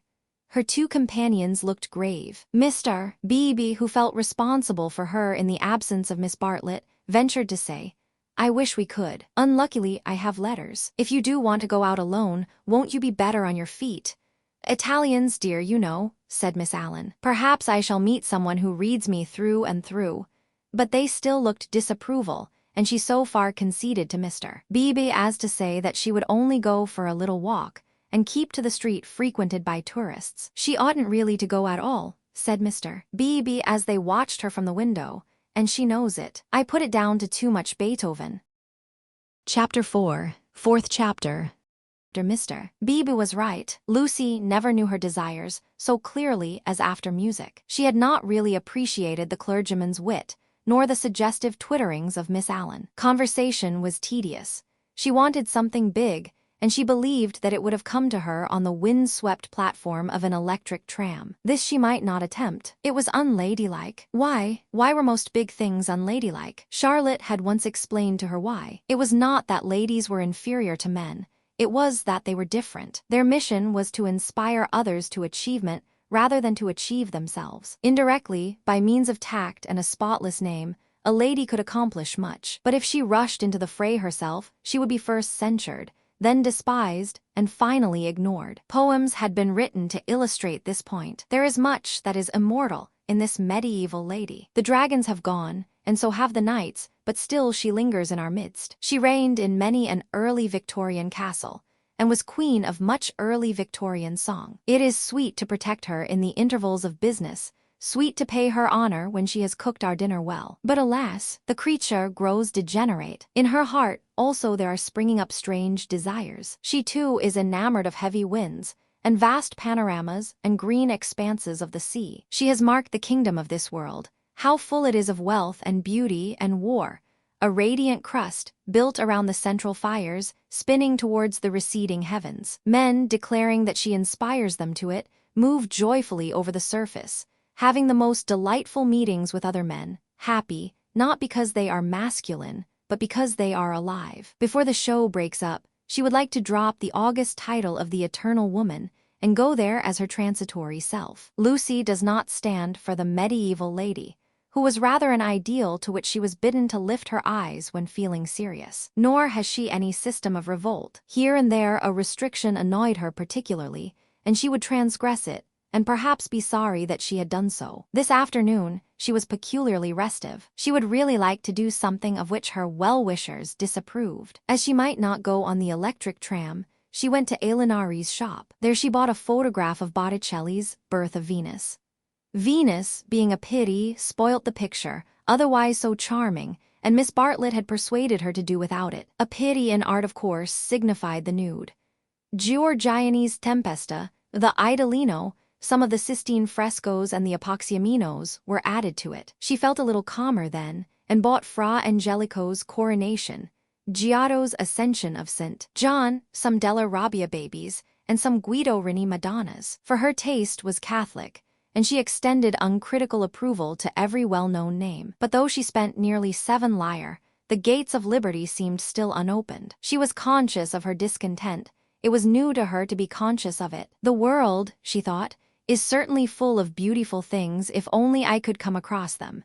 It was not surprising that Mrs. Honeychurch disapproved of music, declaring that it always left her daughter peevish, unpractical, and touchy. Nothing ever happens to me, she reflected, as she entered the Piazza Signoria and looked nonchalantly at its marvels, now fairly familiar to her. The great square was in shadow. The sunshine had come too late to strike it. Neptune was already unsubstantial in the twilight, half god, half ghost, and his fountain plashed dreamily to the men and satyrs who idled together on its marge. The loggia showed as the triple entrance of a cave, wherein many a deity, shadowy, but immortal, looking forth upon the arrivals and departures of mankind. It was the hour of unreality, the hour, that is, when unfamiliar things are real. An older person at such an hour, and in such a place, might think that sufficient was happening to him, and rest content. Lucy desired more. She fixed her eyes wistfully on the tower of the palace, which rose out of the lower darkness like a pillar of roughened gold. It seemed no longer a tower,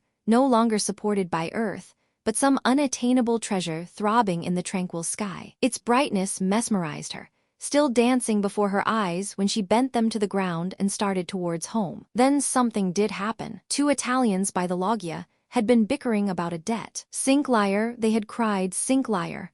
They sparred at each other, and one of them was hit lightly upon the chest. He frowned. He bent towards Lucy with a look of interest, as if he had an important message for her. He opened his lips to deliver it, and a stream of red came out between them and trickled down his unshaven chin. That was all. A crowd rose out of the dusk. It hid this extraordinary man from her, and bore him away to the fountain. Mr. George Emerson happened to be a few paces away, looking at her across the spot where the man had been. How very odd. Across something, even as she caught sight of him, he grew dim. The palace itself grew dim, swayed above her, fell onto her softly, slowly, noiselessly, and the sky fell with it. She thought, "Oh, what have I done? Oh, what have I done?" She murmured and opened her eyes. George Emerson still looked at her, but not across anything. She had complained of dullness and lo, one man was stabbed, and another held her in his arms. They were sitting on some steps in the Uffizi arcade. He must have carried her. He rose when she spoke, and began to dust his knees. She repeated, "Oh, what have I done? You fainted. I am very sorry. How are you now?" "Perfectly well, absolutely well." And she began to nod and smile. "Then let us come home. There's no point in our stopping." He held out his hand to pull her up. She pretended not to see it. The cries from the fountain, they had never ceased, rang emptily. The whole world seemed pale and void of its original meaning. "How very kind you have been. I might have hurt myself falling, but now I am well. I can go alone, thank you." His hand was still extended. "Oh, my photographs," she exclaimed suddenly. "What photographs? I bought some photographs at Alinari's. I must have dropped them out there in the square." She looked at him cautiously. "Would you add to your kindness by fetching them?" He added to his kindness. As soon as he had turned his back, Lucy arose with the running of a maniac and stole down the arcade towards the Arno. "Miss Honeychurch," she stopped with her hand on her heart. "You sit still, you aren't fit to go home alone." "Yes, I am, thank you so very much." "No, you aren't. You'd go openly if you were.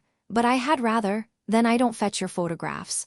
I had rather be alone," he said imperiously. "The man is dead, the man is probably dead, sit down till you are rested." She was bewildered and obeyed him. "And don't move till I come back." In the distance, she saw creatures with black hoods, such as appear in dreams. The palace tower had lost the reflection of the declining day and joined itself to earth. How should she talk to Mr. Emerson when he returned from the shadowy square? Again the thought occurred to her. "Oh, what have I done?" The thought that she, as well as the dying man, had crossed some spiritual boundary. He returned, and she talked of the murder. Oddly enough, it was an easy topic. She spoke of the Italian character. She became almost garrulous over the incident that had made her faint 5 minutes before. Being strong physically, she soon overcame the horror of blood. She rose without his assistance, and though wings seemed to flutter inside her, she walked firmly enough towards the Arno. There a cabman signaled to them. They refused him. "And the murderer tried to kiss him, you say, how very odd Italians are," and gave himself up to the police. Mr. Beebe was saying that Italians know everything, but I think they are rather childish. "When my cousin and I were at the Pity yesterday, what was that?" He had thrown something into the stream. "What did you throw in?" "Things I didn't want," he said crossly. Mr. Emerson, "Well, where are the photographs?" He was silent. "I believe it was my photographs that you threw away." "I didn't know what to do with them," he cried, and his voice was that of an anxious boy. Her heart warmed towards him for the first time. "They were covered with blood. There, I'm glad I've told you, and all the time we were making conversation I was wondering what to do with them." He pointed downstream. "They've gone. The river swirled under the bridge. I did mind them so, and one is so foolish. It seemed better that they should go out to the sea. I don't know, I may just mean that they frightened me." Then the boy verged into a man. "For something tremendous has happened. I must face it without getting muddled. It isn't exactly that our man has died." Something warned Lucy that she must stop him. "It has happened," he repeated, "and I mean to find out what it is." "Mr. Emerson," he turned towards her frowning, as if she had disturbed him in some abstract quest. "I want to ask you something before we go in." They were close to their pension. She stopped and leant her elbows against the parapet of the embankment. He did likewise. There is at times a magic in identity of position. It is one of the things that have suggested to us eternal comradeship. She moved her elbows before saying, "I have behaved ridiculously." He was following his own thoughts. "I was never so much ashamed of myself in my life. I cannot think what came over me." "I nearly fainted myself," he said, but she felt that her attitude repelled him. "Well, I owe you 1,000 apologies." "Oh, all right. And this is the real point. You know how silly people are gossiping, ladies especially. I am afraid you understand what I mean." "I'm afraid I don't. I mean, would you not mention it to anyone, my foolish behavior?" "Your behavior." "Oh, yes, all right, all right. Thank you so much." "And would you?" She could not carry her request any further. The river was rushing below them, almost black in the advancing night. He had thrown her photographs into it, and then he had told her the reason. It struck her that it was hopeless to look for chivalry in such a man. He would do her no harm by idle gossip. He was trustworthy, intelligent, and even kind. He might even have a high opinion of her. But he lacked chivalry. His thoughts, like his behavior, would not be modified by awe. It was useless to say to him, "And would you?" and hope that he would complete the sentence for himself, averting his eyes from her nakedness like the night in that beautiful picture. She had been in his arms, and he remembered it, just as he remembered the blood on the photographs that she had bought in Alinari's shop. It was not exactly that a man had died. Something had happened to the living.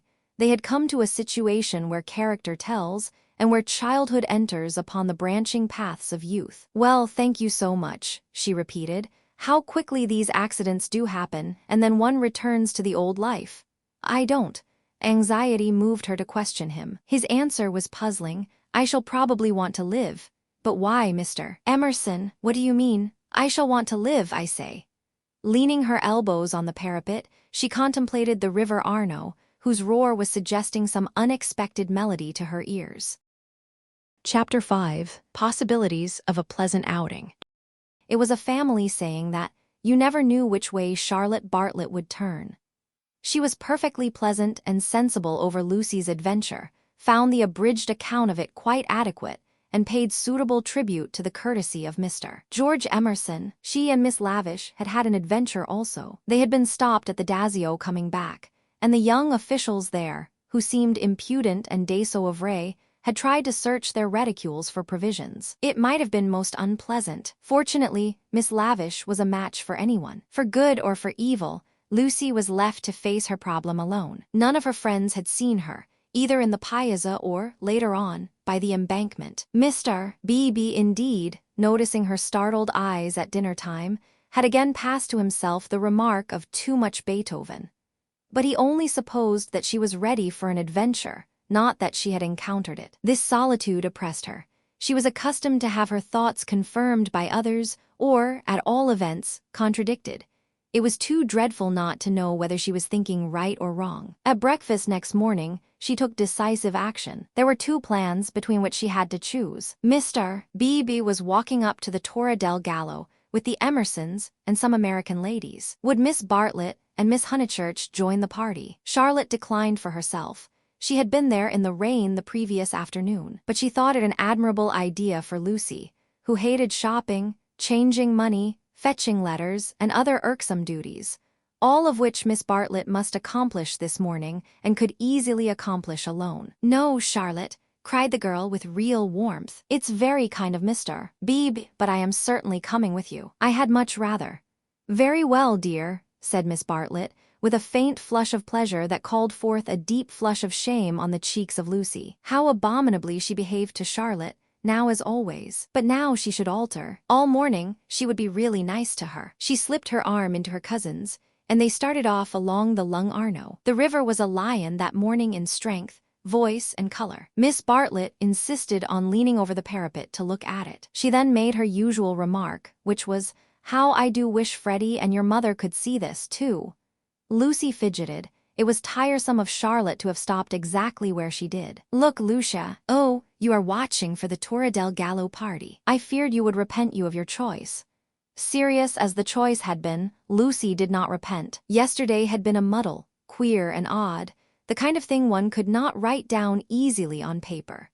But she had a feeling that Charlotte and her shopping were preferable to George Emerson and the summit of the Torre del Gallo. Since she could not unravel the tangle, she must take care not to re-enter it. She could protest sincerely against Miss Bartlett's insinuations, but though she had avoided the chief actor, the scenery unfortunately remained. Charlotte, with the complacency of fate, led her from the river to the Piazza Signoria. She could not have believed that stones, a loggia, a fountain, a palace tower, would have such significance. For a moment, she understood the nature of ghosts. The exact site of the murder was occupied, not by a ghost, but by Miss Lavish, who had the morning newspaper in her hand. She hailed them briskly. The dreadful catastrophe of the previous day had given her an idea which she thought would work up into a book. "Oh, let me congratulate you," said Miss Bartlett. "After your despair of yesterday. What a fortunate thing. Aha. Miss Honeychurch, come you here, I am in luck. Now, you are to tell me absolutely everything that you saw from the beginning."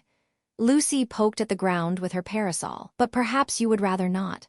"I'm sorry. If you could manage without it, I think I would rather not."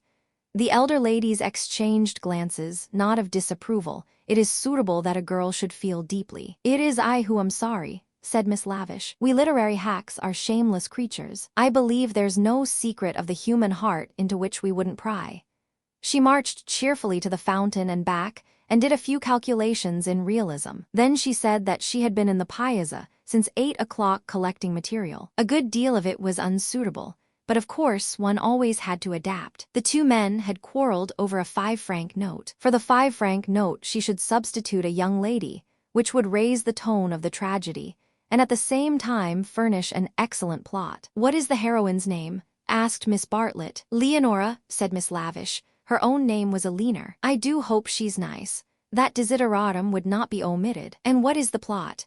Love, murder, abduction, revenge was the plot. But it all came while the fountain plashed to the satyrs in the morning sun. I hope you will excuse me for boring on like this, Miss Lavish concluded. It is so tempting to talk to really sympathetic people. Of course, this is the barest outline. There will be a deal of local coloring, descriptions of Florence and the neighborhood, and I shall also introduce some humorous characters. And let me give you all fair warning, I intend to be unmerciful to the British tourist.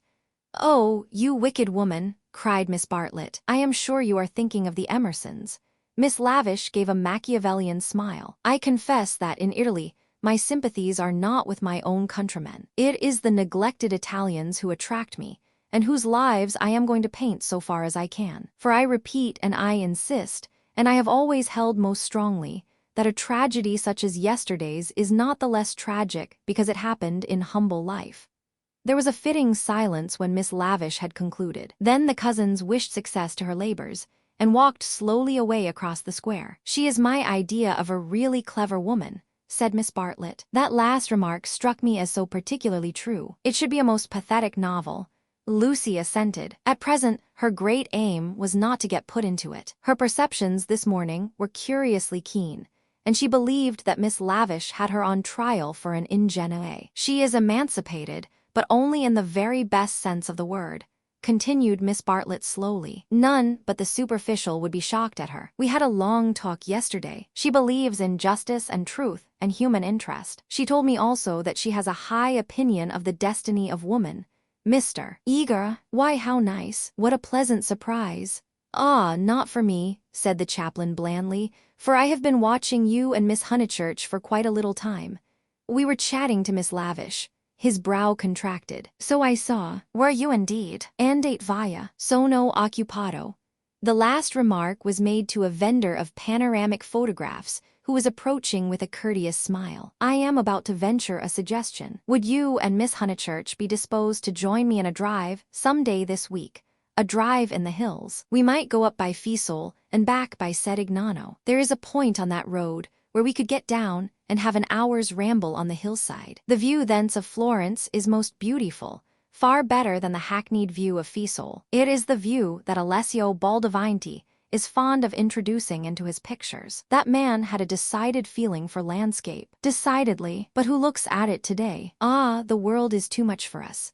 Miss Bartlett had not heard of Alessio Baldavanti, but she knew that Mr. Eager was no commonplace chaplain. He was a member of the residential colony who had made Florence their home. He knew the people who never walked about with Baedekers, who had learnt to take a siesta after lunch, who took drives the pensioned tourists had never heard of, and saw by private influence galleries which were closed to them. Living in delicate seclusion, some in furnished flats, others in Renaissance villas on Fiesole's slope, they read, wrote, studied, and exchanged ideas, thus attaining to that intimate knowledge, or rather perception, of Florence which is denied to all who carry in their pockets the coupons of Cook. Therefore an invitation from the chaplain was something to be proud of. Between the two sections of his flock, he was often the only link, and it was his avowed custom to select those of his migratory sheep who seemed worthy, and give them a few hours in the pastures of the permanent. Tea at a Renaissance villa. Nothing had been said about it yet, but if it did come to that, how Lucy would enjoy it. A few days ago, and Lucy would have felt the same. But the joys of life were grouping themselves anew. A drive in the hills with Mr. Eager and Miss Bartlett, even if culminating in a residential tea party, was no longer the greatest of them. She echoed the raptures of Charlotte somewhat faintly. Only when she heard that Mr. Beebe was also coming did her thanks become more sincere. So we shall be a party, curé, said the chaplain. In these days of toil and tumult, one has great needs of the country and its message of purity. Andate via. Andate presto presto. Ah, the town. Beautiful as it is the town. They assented. This very square, so I am told, witnessed yesterday the most sordid of tragedies. To one who loves the Florence of Dante and Savonarola, there is something portentous in such desecration, portentous and humiliating. Humiliating indeed, said Miss Bartlett. Miss Honeychurch happened to be passing through as it happened. She can hardly bear to speak of it. She glanced at Lucy proudly. And how came we to have you here? asked the chaplain paternally. Miss Bartlett's recent liberalism oozed away at the question. Do not blame her, please, Mr. Eager. The fault is mine. I left her unchaperoned. So you were here alone, Miss Honeychurch. His voice suggested sympathetic reproof, but at the same time indicated that a few harrowing details would not be unacceptable. His dark, handsome face drooped mournfully towards her to catch her reply. Practically, one of our pension acquaintances kindly brought her home, said Miss Bartlett, adroitly concealing the sex of the preserver. For her also it must have been a terrible experience. I trust that neither of you was at all, that it was not in your immediate proximity. Of the many things Lucy was noticing today, not the least remarkable was this: the ghoulish fashion in which respectable people will nibble after blood. George Emerson had kept the subject strangely pure. He died by the fountain, I believe, was her reply. And you and your friend were over at the loggia. That must have saved you much. You have not, of course, seen the disgraceful illustrations which the gutter press. This man is a public nuisance. He knows that I am a resident perfectly well, and yet he goes on worrying me to buy his vulgar views. Surely the vendor of photographs was in league with Lucy, in the eternal league of Italy with youth. He had suddenly extended his book before Miss Bartlett and Mr. Eager, binding their hands together by a long glossy ribbon of churches, pictures, and views. This is too much, cried the chaplain, striking petulantly at one of Fra Angelico's angels. She tore. A shrill cry rose from the vendor. The book, it seemed, was more valuable than one would have supposed. Willingly would I purchase, began Miss Bartlett. Ignore him, said Mr. Eager sharply, and they all walked rapidly away from the square. But an Italian can never be ignored, least of all when he has a grievance. His mysterious persecution of Mr. Eager became relentless.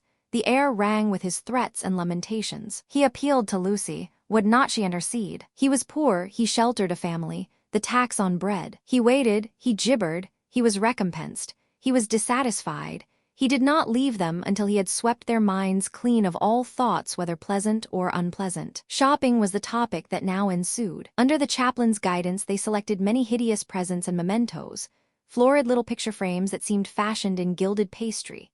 Other little frames, more severe, that stood on little easels and were carven out of oak, a blotting book of vellum, a Dante of the same material, cheap mosaic brooches which the maids next Christmas would never tell from real, pins, pots, heraldic saucers, brown art photographs, Eros and Psyche in alabaster, St. Peter to match, all of which would have cost less in London. This successful morning left no pleasant impressions on Lucy. She had been a little frightened, both by Miss Lavish and by Mr. Eager, she knew not why, and as they frightened her, she had, strangely enough, ceased to respect them. She doubted that Miss Lavish was a great artist. She doubted that Mr. Eager was as full of spirituality and culture as she had been led to suppose. They were tried by some new test, and they were found wanting. As for Charlotte, she was exactly the same. It might be possible to be nice to her. It was impossible to love her. The son of a laborer, I happen to know it for a fact. A mechanic of some sort himself when he was young.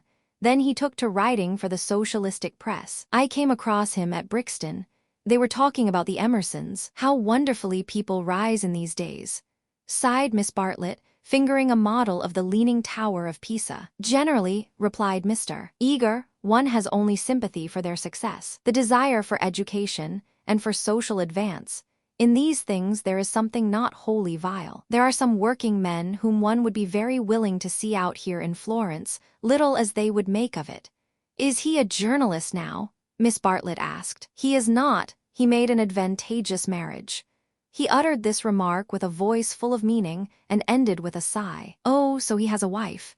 Dead, Miss Bartlett, dead. I wonder how he has the effrontery to look me in the face, to dare to claim acquaintance with me. He was in my London parish long ago. The other day in Santa Croce, when he was with Miss Honeychurch, I snubbed him. Let him beware that he does not get more than a snub. What? Cried Lucy, flushing. Exposure, hissed Mr. Eager. He tried to change the subject, but in scoring a dramatic point, he had interested his audience more than he had intended. Miss Bartlett was full of very natural curiosity. Lucy, though she wished never to see the Emersons again, was not disposed to condemn them on a single word. Do you mean, she asked, that he is an irreligious man? We know that already. Lucy, dear, said Miss Bartlett, gently reproving her cousin's penetration. "I should be astonished if you knew all. The boy, an innocent child at the time, I will exclude. God knows what his education and his inherited qualities may have made him. Perhaps," said Miss Bartlett, "it is something that we had better not hear." "To speak plainly," said Mr. Eager, "it is. I will say no more." For the first time, Lucy's rebellious thoughts swept out in words, for the first time in her life. "You have said very little." "It was my intention to say very little," was his frigid reply. He gazed indignantly at the girl, who met him with equal indignation. She turned towards him from the shop counter. Her breast heaved quickly. He observed her brow and the sudden strength of her lips. It was intolerable that she should disbelieve him. "Murder, if you want to know," he cried angrily. "That man murdered his wife." "How?" she retorted. "To all intents and purposes he murdered her. That day in Santa Cruz, did they say anything against me?" "Not a word, Mr. Eager, not a single word." "Oh, I thought they had been libeling me to you, but I suppose it is only their personal charms that makes you defend them." "I'm not defending them," said Lucy, losing her courage and relapsing into the old chaotic methods. "They are nothing to me." "How could you think she was defending them?" said Miss Bartlett, much discomfited by the unpleasant scene. The shopman was possibly listening. "She will find it difficult, for that man has murdered his wife in the sight of God." The addition of God was striking, but the chaplain was really trying to qualify a rash remark. A silence followed which might have been impressive, but was merely awkward. Then Miss Bartlett hastily purchased the leaning tower and led the way into the street. "I must be going," said he, shutting his eyes and taking out his watch. Miss Bartlett thanked him for his kindness and spoke with enthusiasm of the approaching drive. "Drive? Oh, is our drive to come off?" Lucy was recalled to her manners, and after a little exertion the complacency of Mr. Eager was restored. "Bother the drive," exclaimed the girl as soon as he had departed. "It is just the drive we had arranged with Mr. Beebe, without any fuss at all. Why should he invite us in that absurd manner? We might as well invite him. We are each paying for ourselves." Miss Bartlett, who had intended to lament over the Emersons, was launched by this remark into unexpected thoughts. "If that is so, dear, if the drive we and Mr. Beebe are going with Mr. Eager is really the same as the one we are going with Mr. Beebe, then I foresee a sad kettle of fish." "How?" "Because Mr. Beebe has asked a leaner lavish to come too. That will mean another carriage. Far worse. Mr. Eager does not like a leaner. She knows it herself. The truth must be told, she is too unconventional for him." They were now in the newspaper room at the English Bank. Lucy stood by the central table, heedless of Punch and the Graphic, trying to answer, or at all events to formulate the questions rioting in her brain. The well-known world had broken up, and there emerged Florence, a magic city where people thought and did the most extraordinary things. Murder, accusations of murder, a lady clinging to one man and being rude to another. Were these the daily incidents of her streets? Was there more in her frank beauty than met the eye? The power, perhaps, to evoke passions, good and bad, and to bring them speedily to a fulfillment. Happy Charlotte, who, though greatly troubled over things that did not matter, seemed oblivious to things that did. Who could conjecture with admirable delicacy where things might lead to, but apparently lost sight of the goal as she approached it. Now she was crouching in the corner, trying to extract a circular note from a kind of linen nose-bag, which hung in chaste concealment round her neck. She had been told that this was the only safe way to carry money in Italy. It must only be broached within the walls of the English Bank. As she groped, she murmured, "Whether it is Mr. Beebe who forgot to tell Mr. Eager, or Mr. Eager who forgot when he told us, or whether they have decided to leave a leaner out altogether, which they could scarcely do. But in any case we must be prepared. It is you they really want. I am only asked for appearances. You shall go with the two gentlemen, and I and a leaner will follow behind. A one-horse carriage would do for us. Yet how difficult it is." "It is indeed," replied the girl with a gravity that sounded sympathetic. "What do you think about it?" asked Miss Bartlett, flushed from the struggle and buttoning up her dress. "I don't know what I think nor what I want." "Oh, dear Lucy, I do hope Florence isn't boring you. Speak the word, and as you know, I would take you to the ends of the earth tomorrow." "Thank you, Charlotte," said Lucy, and pondered over the offer. There were letters for her at the bureau, one from her brother, full of athletics and biology, one from her mother, delightful as only her mother's letters could be. She had read in it of the crocuses which had been bought for yellow and were coming up puce, of the new parlor maid, who had watered the ferns with essence of lemonade, of the semi-detached cottages which were ruining Summer Street and breaking the heart of Sir Harry Otway. She recalled the free, pleasant life of her home, where she was allowed to do everything, and where nothing ever happened to her. The road up through the pine woods, the clean drawing-room, the view over the Sussex Weald, all hung before her bright and distinct, but pathetic as the pictures in a gallery to which, after much experience, a traveler returns. "And the news?" asked Miss Bartlett. "Mrs. Vyse and her son have gone to Rome," said Lucy, giving the news that interested her least. "Do you know the Vyses?" "Oh, not that way back. We can never have too much of the dear Piazza Signoria. They're nice people, the Vyses. So clever, my idea of what's really clever. Don't you long to be in Rome?" "I die for it. The Piazza Signoria is too stony to be brilliant. It has no grass, no flowers, no frescoes, no glittering walls of marble or comforting patches of ruddy brick. By an odd chance, unless we believe in a presiding genius of places, the statues that relieve its severity suggest, not the innocence of childhood, nor the glorious bewilderment of youth, but the conscious achievements of maturity. Perseus and Judith, Hercules and Thusnelda, they have done or suffered something, and though they are immortal, immortality has come to them after experience, not before. Here, not only in the solitude of nature, might a hero meet a goddess, or a heroine a god. "Charlotte," cried the girl suddenly, "here's an idea. What if we popped off to Rome tomorrow, straight to the Vyses' hotel? For I do know what I want. I'm sick of Florence." "No, you said you'd go to the ends of the earth." Do, Miss Bartlett with equal vivacity replied. "Oh, you droll person. Pray, what would become of your drive in the hills?" They passed together through the gaunt beauty of the square, laughing over the unpractical suggestion. Chapter 6. The Reverend Arthur Beebe, the Reverend Cuthbert Eager, Mr. Emerson, Mr. George Emerson, Miss Eleanor Lavish, Miss Charlotte Bartlett, and Miss Lucy Honeychurch drive out in carriages to see a view. Italians drive them. It was Phaethon who drove them to Fiesole that memorable day, a youth all irresponsibility and fire, recklessly urging his master's horses up the stony hill. Mr. Beebe recognized him at once. Neither the ages of faith nor the age of doubt had touched him. He was Phaethon in Tuscany driving a cab, and it was Persephone whom he asked leave to pick up on the way, saying that she was his sister.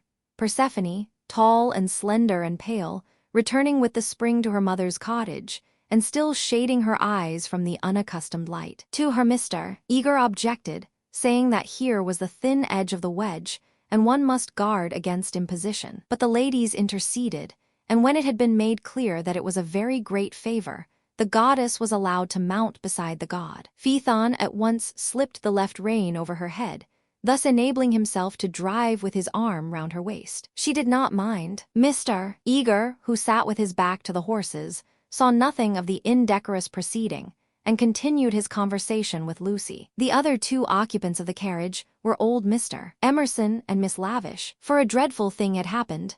Mr. Beebe, without consulting Mr. Eager, had doubled the size of the party, and though Miss Bartlett and Miss Lavish had planned all the morning how the people were to sit, at the critical moment when the carriages came round, they lost their heads, and Miss Lavish got in with Lucy, while Miss Bartlett, with George Emerson and Mr. Beebe, followed on behind. It was hard on the poor chaplain to have his party carré thus transformed. Tea at a Renaissance villa, if he had ever meditated it, was now impossible. Lucy and Miss Bartlett had a certain style about them, and Mr. Beebe, though unreliable, was a man of parts, but a shoddy lady writer and a journalist who had murdered his wife in the sight of God. They should enter no villa at his introduction. Lucy, elegantly dressed in white, sat erect and nervous amid these explosive ingredients, attentive to Mr. Eager, repressive towards Miss Lavish, watchful of old Mr. Emerson, hitherto fortunately asleep, thanks to a heavy lunch and the drowsy atmosphere of spring. She looked on the expedition as the work of fate, but for it, she would have avoided George Emerson successfully. In an open manner, he had shown that he wished to continue their intimacy. She had refused, not because she disliked him, but because she did not know what had happened, and suspected that he did know. And this frightened her, for the real event, whatever it was, had taken place, not in the loggia but by the river. To behave wildly at the sight of death is pardonable. But to discuss it afterwards, to pass from discussion into silence, and through silence into sympathy, that is an error, not of a startled emotion, but of the whole fabric. There was really something blameworthy, she thought, in their joint contemplation of the shadowy stream, in the common impulse which had turned them to the house without the passing of a look or word. This sense of wickedness had been slight at first. She had nearly joined the party to the Torre del Gallo, but each time that she avoided George, it became more imperative that she should avoid him again. And now celestial irony, working through her cousin and 2 clergymen, did not suffer her to leave Florence till she had made this expedition with him through the hills. Meanwhile Mr. Eager held her in civil converse. Their little tiff was over. "So, Miss Honeychurch, you are traveling. As a student of art?" "Oh, dear me, no, oh no. Perhaps as a student of human nature," interposed Miss Lavish, "like myself." "Oh, no. I am here as a tourist."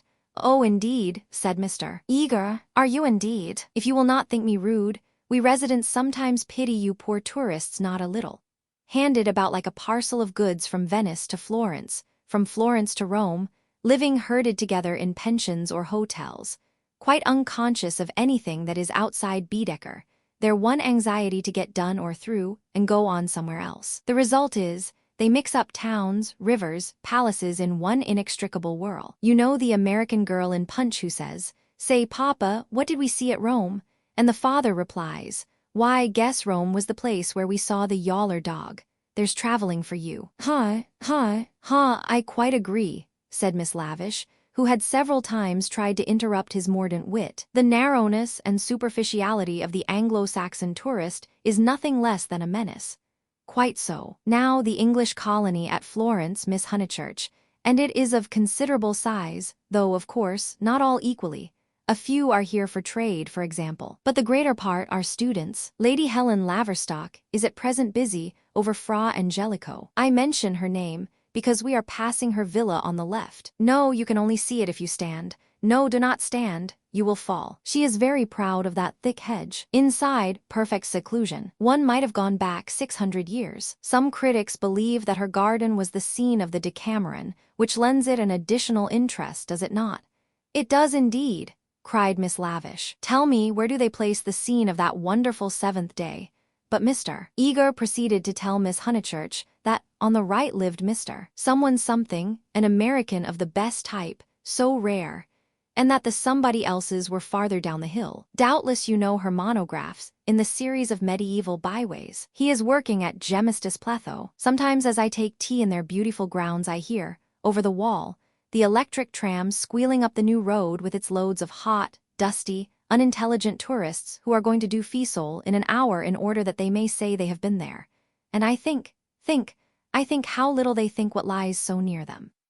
During this speech the 2 figures on the box were sporting with each other disgracefully. Lucy had a spasm of envy. Granted that they wished to misbehave, it was pleasant for them to be able to do so. They were probably the only people enjoying the expedition. The carriage swept with agonizing jolts up through the Piazza of Fiesole and into the Sedignano road. "Piano, piano," said Mr. Eager, elegantly waving his hand over his head. "Va bene, signor, va bene," crooned the driver and whipped his horses up again. Now Mr. Eager and Miss Lavish began to talk against each other on the subject of Alessio Boldavinti. Was he a cause of the Renaissance, or was he one of its manifestations? The other carriage was left behind. As the pace increased to a gallop, the large, slumbering form of Mr. Emerson was thrown against the chaplain with the regularity of a machine. "Piano, piano," said he with a martyred look at Lucy. An extra lurch made him turn angrily in his seat. Phaethon, who for some time had been endeavoring to kiss Persephone, had just succeeded. A little scene ensued, which, as Miss Bartlett said afterwards, was most unpleasant. The horses were stopped, the lovers were ordered to disentangle themselves, the boy was to lose his pourboire, the girl was immediately to get down. "She is my sister," said he, turning round on them with piteous eyes. Mr. Eager took the trouble to tell him that he was a liar. Phaethon hung down his head, not at the matter of the accusation, but at its manner. At this point Mr. Emerson, whom the shock of stopping had awoke, declared that the lovers must on no account be separated, and patted them on the back to signify his approval. And Miss Lavish, though unwilling to ally him, felt bound to support the cause of bohemianism. "Most certainly I would let them be," she cried. "But I dare say I shall receive scant support. I have always flown in the face of the conventions all my life. This is what I call an adventure." "We must not submit," said Mr. Eager. I knew he was trying it on. "He is treating us as if we were a party of Cook's tourists." "Surely no," said Miss Lavish, her ardor visibly decreasing. The other carriage had drawn up behind, and sensible Mr. Beebe called out that after this warning, the couple would be sure to behave themselves properly. "Leave them alone, Mr. Emerson," begged the chaplain, of whom he stood in no awe. "Do we find happiness so often that we should turn it off the box when it happens to sit there? To be driven by lovers, a king might envy us, and if we part them it's more like sacrilege than anything I know." Here the voice of Miss Bartlett was heard saying that a crowd had begun to collect. Mr. Eager, who suffered from an overfluent tongue rather than a resolute will, was determined to make himself heard. He addressed the driver again. Italian in the mouth of Italians is a deep-voiced stream, with unexpected cataracts and boulders to preserve it from monotony. In Mr. Eager's mouth it resembled nothing so much as an acid-whistling fountain which played ever higher and higher, and quicker, and more shrilly, till abruptly it was turned off with a click. "Signorina," said the man to Lucy when the display had ceased. Why should he appeal to Lucy? "Signorina," echoed Persephone in her glorious contralto. She pointed at the other carriage. "Why?" For a moment, the two girls looked at each other. Then Persephone got down from the box. "Victory at last," said Mr. Eager, smiting his hands together as the carriages started again. "It is not victory," said Mr. Emerson. "It is defeat. You have parted two people who were happy." Mr. Eager shut his eyes. He was obliged to sit next to Mr. Emerson, but he would not speak to him. The old man was refreshed by sleep, and took up the matter warmly. He commanded Lucy to agree with him. He shouted for support to his son. "We have tried to buy what cannot be bought with money. He has bargained to drive us, and he is doing it. We have no rights over his soul." Miss Lavish frowned. "It is hard when a person you have classed as typically British speaks out of his character." "He was not driving us well," she said. "He jolted us, that I deny. It was as restful as sleeping." "He is jolting us now. Can you wonder? He would like to throw us out, and most certainly he is justified. And if I were superstitious, I'd be frightened of the girl, too. It doesn't do to injure young people. Have you ever heard of Lorenzo de Medici?" Miss Lavish bristled. "Most certainly I have. Do you refer to Lorenzo il Magnifico, or to Lorenzo, Duke of Urbino, or to Lorenzo surnamed Lorenzino on account of his diminutive stature?" "The Lord knows. Possibly he does know, for I refer to Lorenzo the poet. He wrote a line, so I heard yesterday, which runs like this: 'Don't go fighting against the spring.'" Mr. Eager could not resist the opportunity for erudition. "Non fate guerra al maggio," he murmured. "War not with the May would render a correct meaning. The point is, we have warred with it. Look," he pointed to the Val d'Arno, which was visible far below them, through the budding trees. 50 miles of spring, and we've come up to admire them. Do you suppose there's any difference between spring in nature, and spring in man? But there we go, praising the one and condemning the other as improper, ashamed that the same laws work eternally through both." No one encouraged him to talk. Presently Mr. Eager gave a signal for the carriages to stop, and marshaled the party for their ramble on the hill. A hollow like a great amphitheater, full of terraced steps and misty olives, now lay between them and the heights of Fiesole, and the road, still following its curve, was about to sweep on to a promontory which stood out in the plain. It was this promontory, uncultivated, wet, covered with bushes and occasional trees, which had caught the fancy of Alessio Baldavinti nearly 500 years before. He had ascended it, that diligent and rather obscure master, possibly with an eye to business, possibly for the joy of ascending. Standing there, he had seen that view of the Val d'Arno and distant Florence, which he afterwards had introduced not very effectively into his work. But where exactly had he stood? That was the question which Mr. Eager hoped to solve now, and Miss Lavish, whose nature was attracted by anything problematical, had become equally enthusiastic. But it is not easy to carry the pictures of Alessio Baldavinti in your head, even if you have remembered to look at them before starting. And the haze in the valley increased the difficulty of the quest. The party sprang about from tuft to tuft of grass. their anxiety to keep together being only equaled by their desire to go different directions. Finally, they split into groups. Lucy clung to Miss Bartlett and Miss Lavish. The Emersons returned to hold laborious converse with the drivers, while the two clergymen, who were expected to have topics in common, were left to each other. The two elder ladies soon threw off the mask. In the audible whisper that was now so familiar to Lucy, they began to discuss, not Alessio Baldavinti, but the drive. Miss Bartlett had asked Mr. George Emerson what his profession was, and he had answered the railway. She was very sorry that she had asked him. She had no idea that it would be such a dreadful answer, or she would not have asked him. Mr. Beebe had turned the conversation so cleverly, and she hoped that the young man was not very much hurt at her asking him. The railway, gasped Miss Lavish. Oh, but I shall die. Of course it was the railway. She could not control her mirth. He is the image of a porter on the Southeastern. Eleanor, be quiet, plucking at her vivacious companion. Hush, they'll hear the Emersons. I can't stop. Let me go my wicked way. A porter, Eleanor. I'm sure it's all right, put in Lucy. The Emersons won't hear, and they wouldn't mind if they did. Miss Lavish did not seem pleased at this. Miss Honeychurch listening, she said rather crossly, Poof, woof, you naughty girl, go away. Oh, Lucy, you ought to be with Mr. Eager, I'm sure. I can't find them now and I don't want to either.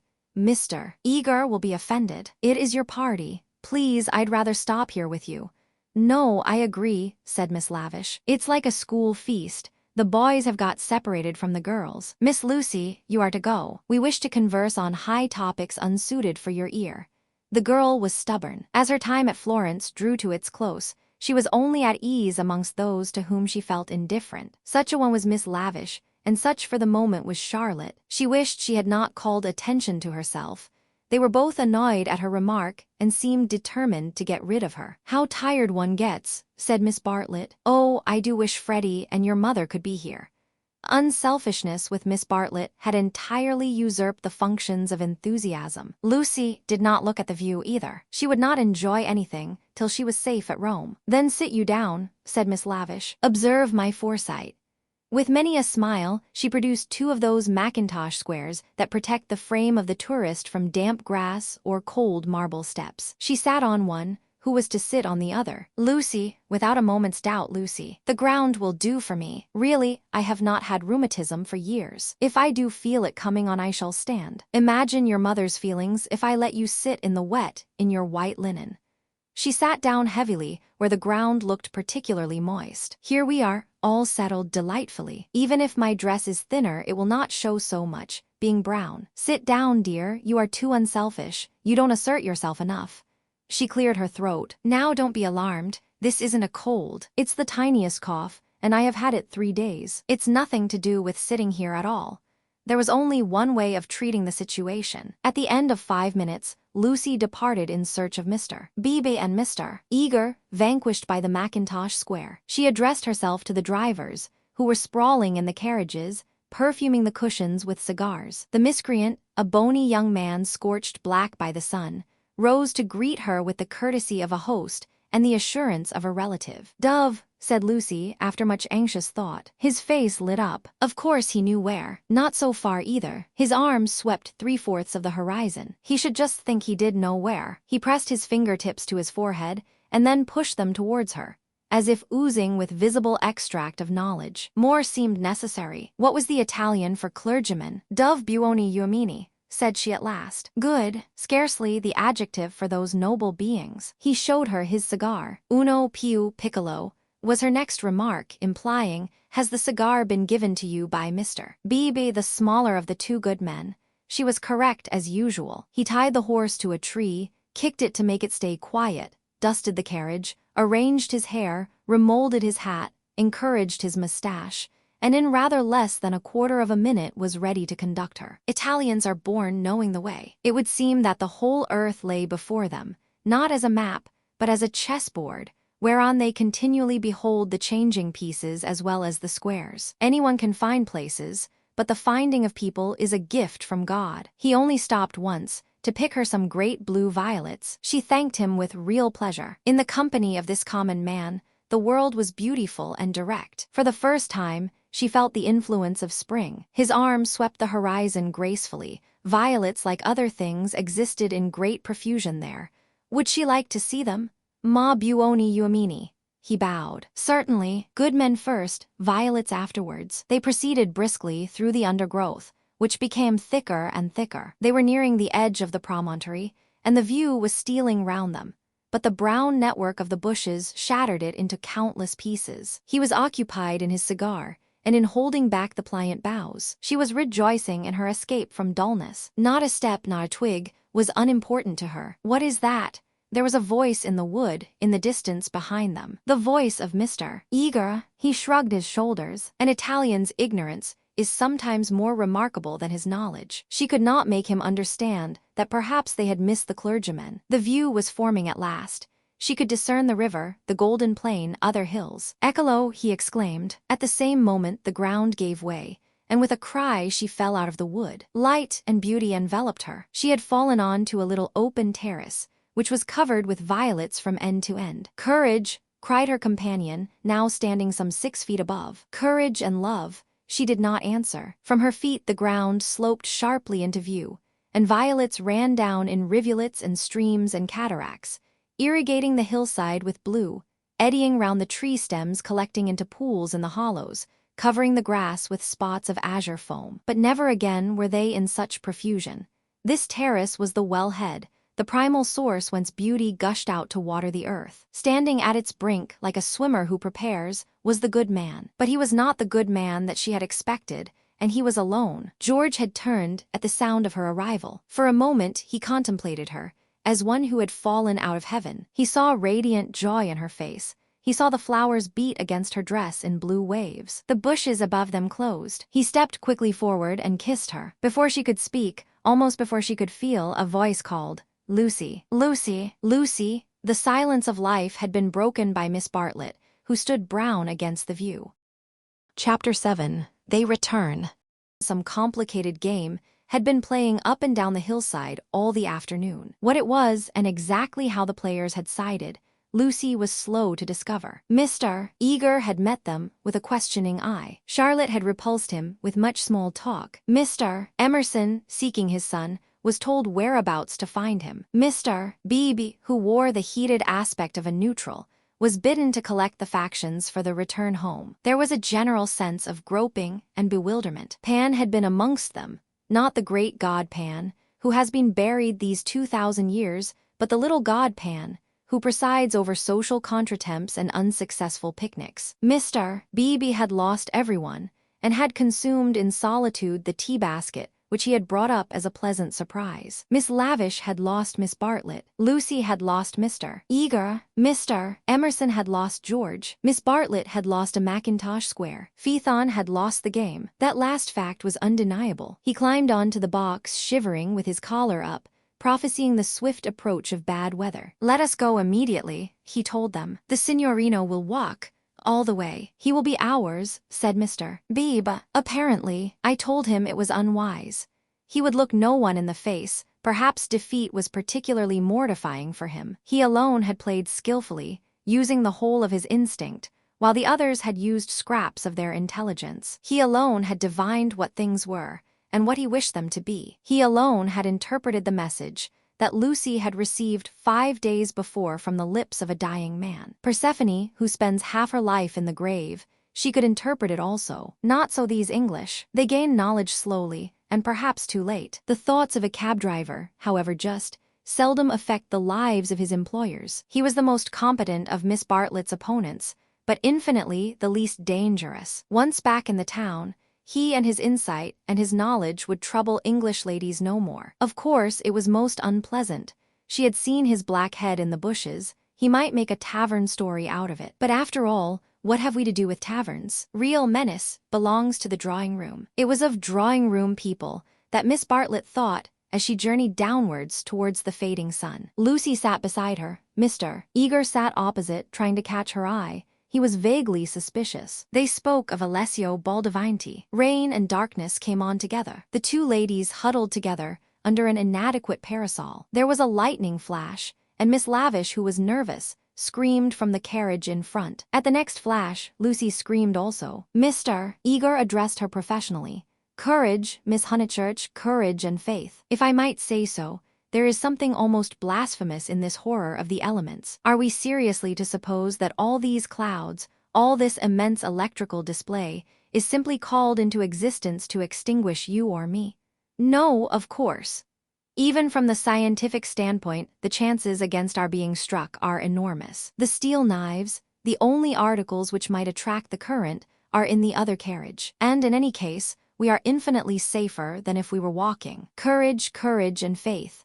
Under the rug, Lucy felt the kindly pressure of her cousin's hand. At times, our need for a sympathetic gesture is so great that we care not what exactly it signifies or how much we may have to pay for it afterwards. Miss Bartlett, by this timely exercise of her muscles, gained more than she would have got in hours of preaching or cross-examination. She renewed it when the two carriages stopped, half into Florence. Mr. Eager called Mr. Beebe. We want your assistance. Will you interpret for us? George, cried Mr. Emerson, ask your driver which way George went. The boy may lose his way. He may be killed.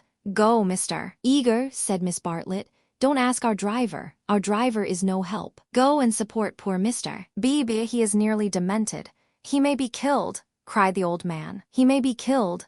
Typical behavior, said the chaplain as he quitted the carriage. In the presence of reality, that kind of person invariably breaks down. What does he know? Whispered Lucy as soon as they were alone. Charlotte, how much does Mr. Eager know? Nothing, dearest, he knows nothing. But, she pointed at the driver, he knows everything. Dearest, had we better? Shall I? She took out her purse. It is dreadful to be entangled with low-class people. He saw it all. Tapping Phaeton's back with her guidebook, she said, Silenzio, and offered him a franc. Va bene, he replied and accepted it. As well this ending to his day as any. But Lucy, a mortal maid, was disappointed in him. There was an explosion up the road. The storm had struck the overhead wire of the tram line, and one of the great supports had fallen. If they had not stopped, perhaps they might have been hurt. They chose to regard it as a miraculous preservation, and the floods of love and sincerity, which fructify every hour of life, burst forth in tumult. They descended from the carriages, they embraced each other. It was as joyful to be forgiven past unworthinesses as to forgive them. For a moment, they realized vast possibilities of good. The older people recovered quickly. In the very height of their emotion, they knew it to be unmanly or unladylike. Miss Lavish calculated that, even if they had continued, they would not have been caught in the accident. Mr. Eager mumbled a temperate prayer, but the drivers, through miles of dark, squalid road, poured out their souls to the dryads and the saints, and Lucy poured out hers to her cousin. Charlotte, dear Charlotte, kiss me again. Only, you can understand me. You warned me to be careful, and I thought I was developing. Do not cry, dearest. Take your time. I have been obstinate and silly, worse than you know, far worse. Once by the river, oh, but he isn't killed. He wouldn't be killed, would he? The thought disturbed her repentance. As a matter of fact, the storm was worst along the road, but she had been near danger, and so she thought it must be near to everyone. I trust not. One would always pray against that. He is really, I think he was taken by surprise, just as I was before. But this time I'm not to blame. I want you to believe that. I simply slipped into those violets. No, I want to be really truthful. I am a little to blame. I had silly thoughts. The sky, you know, was gold and the ground all blue, and for a moment he looked like someone in a book. In a book, heroes, gods, the nonsense of schoolgirls. And then, but Charlotte, you know what happened then. Miss Bartlett was silent. Indeed, she had little more to learn. With a certain amount of insight, she drew her young cousin affectionately to her. All the way back, Lucy's body was shaken by deep sighs, which nothing could repress. I want to be truthful, she whispered. It is so hard to be absolutely truthful. Don't be troubled, dearest. Wait till you are calmer. We will talk it over before bedtime in my room. So they re-entered the city with hands clasped. It was a shock to the girl to find how far emotion had ebbed in others. The storm had ceased, and Mr. Emerson was easier about his son. Mr. Beebe had regained good humor, and Mr. Eager was already snubbing Miss Lavish. Charlotte alone she was sure of, Charlotte, whose exterior concealed so much insight and love. The luxury of self-exposure kept her almost happy through the long evening. She thought not so much of what had happened, as of how she should describe it. All her sensations, her spasms of courage, her moments of unreasonable joy, her mysterious discontent, should be carefully laid before her cousin. And together, in divine confidence, they would disentangle and interpret them all. At last, thought she, I shall understand myself. I shan't again be troubled by things that come out of nothing and mean I don't know what. Miss Allen asked her to play. She refused vehemently. Music seemed to her the employment of a child. She sat close to her cousin, who, with commendable patience, was listening to a long story about lost luggage. When it was over, she capped it by a story of her own. Lucy became rather hysterical with the delay. In vain she tried to check, or at all events to accelerate, the tale. It was not till a late hour that Miss Bartlett had recovered her luggage, and could say in her usual tone of gentle reproach, "Well, dear, I at all events am ready for Bedfordshire. Come into my room, and I will give a good brush to your hair." With some solemnity the door was shut, and a cane chair placed for the girl. Then Miss Bartlett said, "So what is to be done?"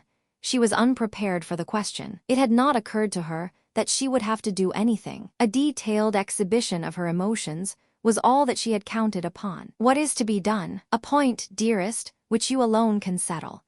The rain was streaming down the black windows, and the great room felt damp and chilly. One candle burnt trembling on the chest of drawers close to Miss Bartlett's toque, which cast monstrous and fantastic shadows on the bolted door. A tram roared by in the dark, and Lucy felt unaccountably sad, though she had long since dried her eyes. She lifted them to the ceiling, where the griffins and bassoons were colorless and vague, the very ghosts of joy. "It has been raining for nearly 4 hours," she said at last. Miss Bartlett ignored the remark. "How do you propose to silence him? The driver?" "My dear girl, no, Mr. George Emerson." Lucy began to pace up and down the room. "I don't understand," she said at last. She understood very well, but she no longer wished to be absolutely truthful. "How are you going to stop him talking about it? I have a feeling that talk is a thing he will never do. I, too, intend to judge him charitably, but unfortunately, I have met the type before. They seldom keep their exploits to themselves."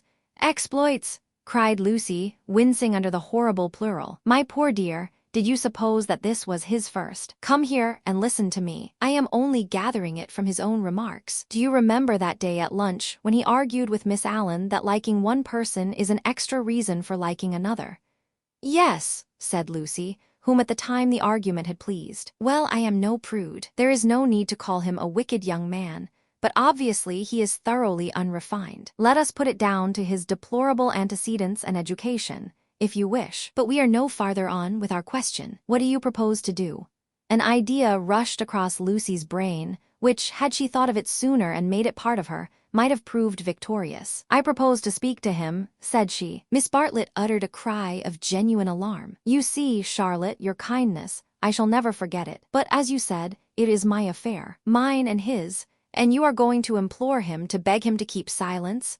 "Certainly not. There would be no difficulty. Whatever you ask him he answers, yes or no. Then it is over. I have been frightened of him, but now I am not one little bit. But we fear him for you, dear. You are so young and inexperienced. You have lived among such nice people, that you cannot realize what men can be, how they can take a brutal pleasure in insulting a woman whom her sex does not protect and rally round. This afternoon, for example, if I had not arrived, what would have happened?" "I can't think," said Lucy gravely. Something in her voice made Miss Bartlett repeat her question, intoning it more vigorously. "What would have happened if I hadn't arrived?" "I can't think," said Lucy again. "When he insulted you, how would you have replied?" "I hadn't time to think." "You came, yes, but won't you tell me now what you would have done?" "I should have." She checked herself and broke the sentence off. She went up to the dripping window and strained her eyes into the darkness. She could not think what she would have done. "Come away from the window, dear," said Miss Bartlett. "You will be seen from the road."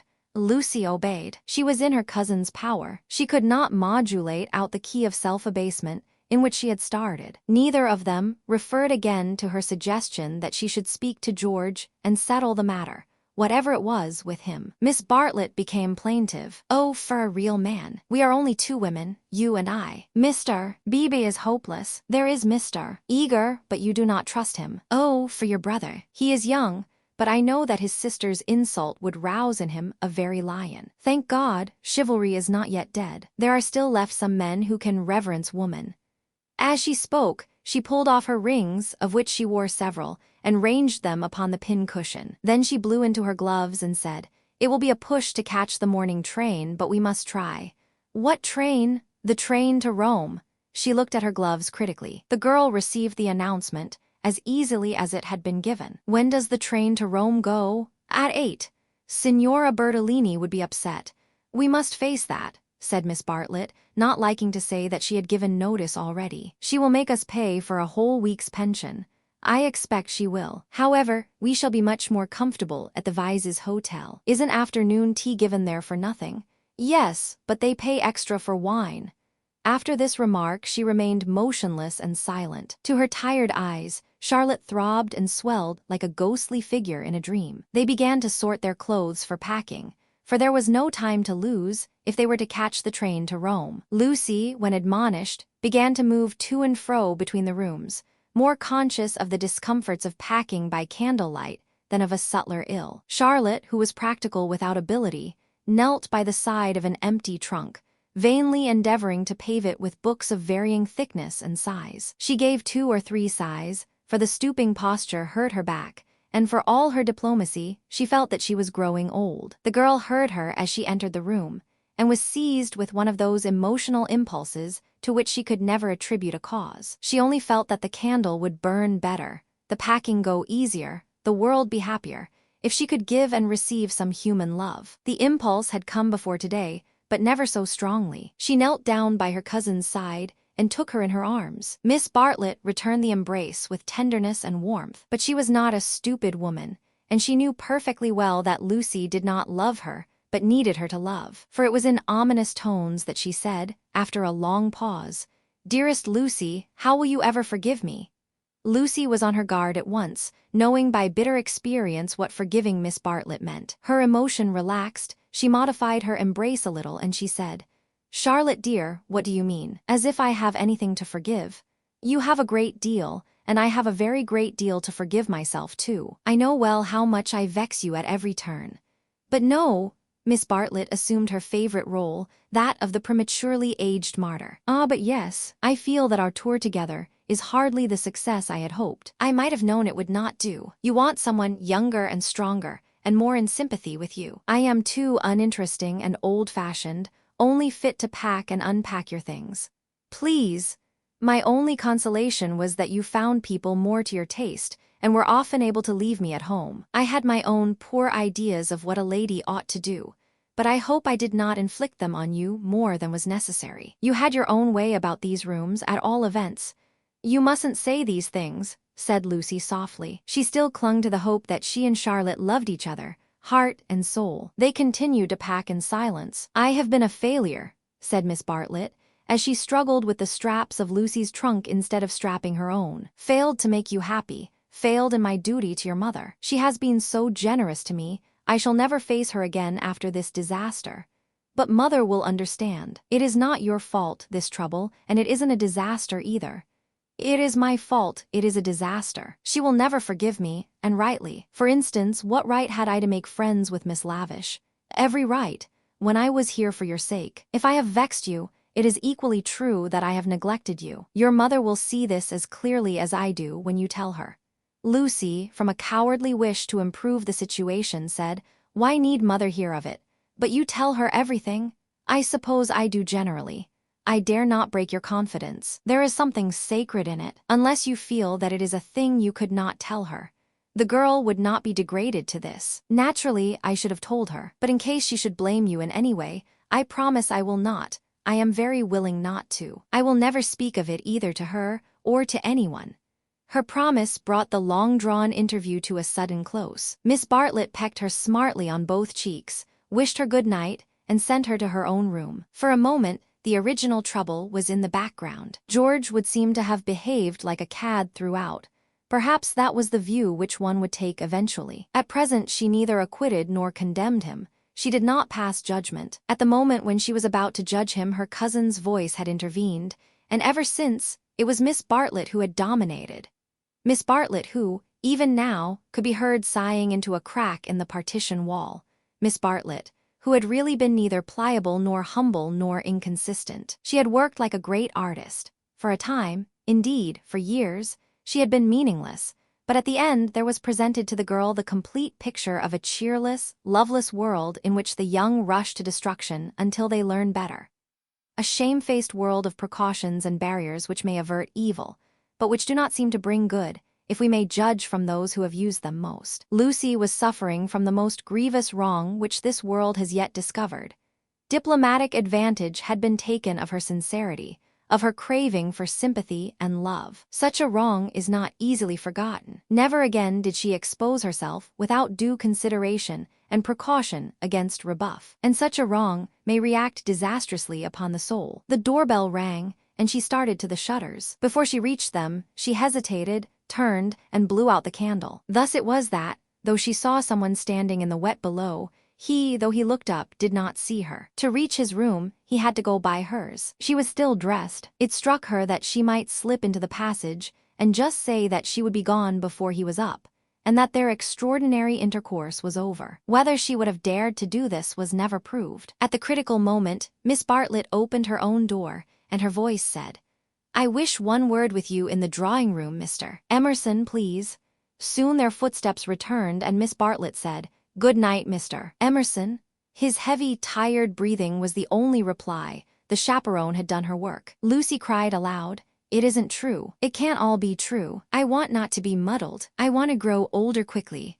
Miss Bartlett tapped on the wall. "Go to bed at once, dear. You need all the rest you can get." In the morning they left for Rome. Chapter 8. Medieval. The drawing-room curtains at Windy Corner had been pulled to meet, for the carpet was new and deserved protection from the August sun. They were heavy curtains, reaching almost to the ground, and the light that filtered through them was subdued and varied. A poet none was present might have quoted, "Life like a dome of many-colored glass," or might have compared the curtains to sluice gates, lowered against the intolerable tides of heaven. Without was poured a sea of radiance.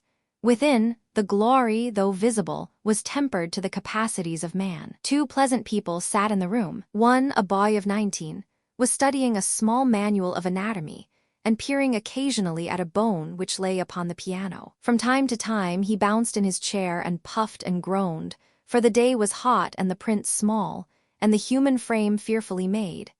And his mother, who was writing a letter, did continually read out to him what she had written. And continually did she rise from her seat and part the curtains so that a rivulet of light fell across the carpet, and make the remark that they were still there. "Where aren't they?" said the boy, who was Freddie, Lucy's brother. "I tell you I'm getting fairly sick." "For goodness sake go out of my drawing-room then," cried Mrs. Honeychurch, who hoped to cure her children of slang by taking it literally. Freddie did not move or reply. "I think things are coming to a head," she observed, rather wanting her son's opinion on the situation if she could obtain it without undue supplication. "Time they did. I am glad that Cecil is asking her this once more. It's his third go, isn't it? Freddie, I do call the way you talk unkind." "I didn't mean to be unkind." Then he added, "But I do think Lucy might have got this off her chest in Italy. I don't know how girls manage things, but she can't have said no properly before, or she wouldn't have to say it again now. Over the whole thing, I can't explain, I do feel so uncomfortable." "Do you indeed, dear? How interesting. I feel, never mind." He returned to his work. "Just listen to what I have written to Mrs. Vyse." I said, "Dear Mrs. Vyse." "Yes, mother, you told me. A jolly good letter." I said, "Dear Mrs. Vyse, Cecil has just asked my permission about it, and I should be delighted if Lucy wishes it." But she stopped reading. I was rather amused at Cecil asking my permission at all. He has always gone in for unconventionality, and parents nowhere, and so forth. When it comes to the point, he can't get on without me. Nor me. "You," Freddie nodded. "What do you mean? He asked me for my permission also." She exclaimed, "How very odd of him." "Why so?" asked the son and heir. "Why shouldn't my permission be asked? What do you know about Lucy or girls or anything?" "Whatever did you say?" I said to Cecil, "Take her or leave her, it's no business of mine." What a helpful answer. But her own answer, though more normal in its wording, had been to the same effect. "The bother is this," began Freddie. Then he took up his work again, too shy to say what the bother was. Mrs. Honeychurch went back to the window. "Freddie, you must come. There they still are. I don't see you ought to go peeping like that." "Peeping like that? Can't I look out of my own window?" but she returned to the writing table, observing, as she passed her son, still page 322. Freddie snorted and turned over 2 leaves. For a brief space they were silent. Close by, beyond the curtains, the gentle murmur of a long conversation had never ceased. "The bother is this, I have put my foot in it with Cecil most awfully." He gave a nervous gulp. "Not content with permission, which I did give. That is to say, I said, I don't mind. Well, not content with that, he wanted to know whether I wasn't off my head with joy. He practically put it like this. Wasn't it a splendid thing for Lucy, and for Windy Corner generally if he married her? And he would have an answer. He said it would strengthen his hand. I hope you gave a careful answer, dear." "I answered no," said the boy, grinding his teeth. "There, fly into a stew. I can't help it, had to say it. I had to say no. He ought never to have asked me." "Ridiculous child," cried his mother. "You think you're so holy and truthful, but really it's only abominable conceit. Do you suppose that a man like Cecil would take the slightest notice of anything you say? I hope he boxed your ears. How dare you say no?" "Oh, do keep quiet, mother. I had to say no when I couldn't say yes. I tried to laugh as if I didn't mean what I said. And, as Cecil laughed too and went away, it may be all right. But I feel my foot's in it. Oh, do keep quiet though and let a man do some work." "No," said Mrs. Honeychurch with the air of one who has considered the subject. "I shall not keep quiet. You know all that has passed between them in Rome. You know why he is down here, and yet you deliberately insult him and try to turn him out of my house." "Not a bit," he pleaded. "I only let out I didn't like him. I don't hate him, but I don't like him. What I mind is that he'll tell Lucy."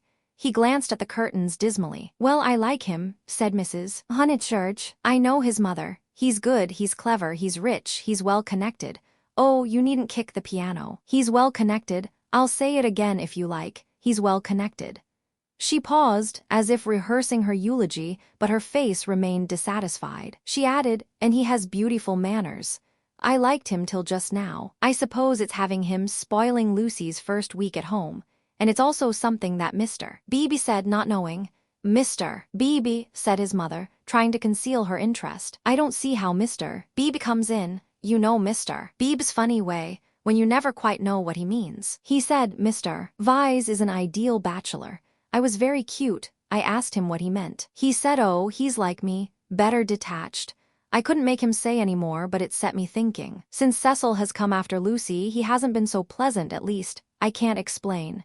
"You never can, dear." "But I can. You are jealous of Cecil because he may stop Lucy knitting you silk ties."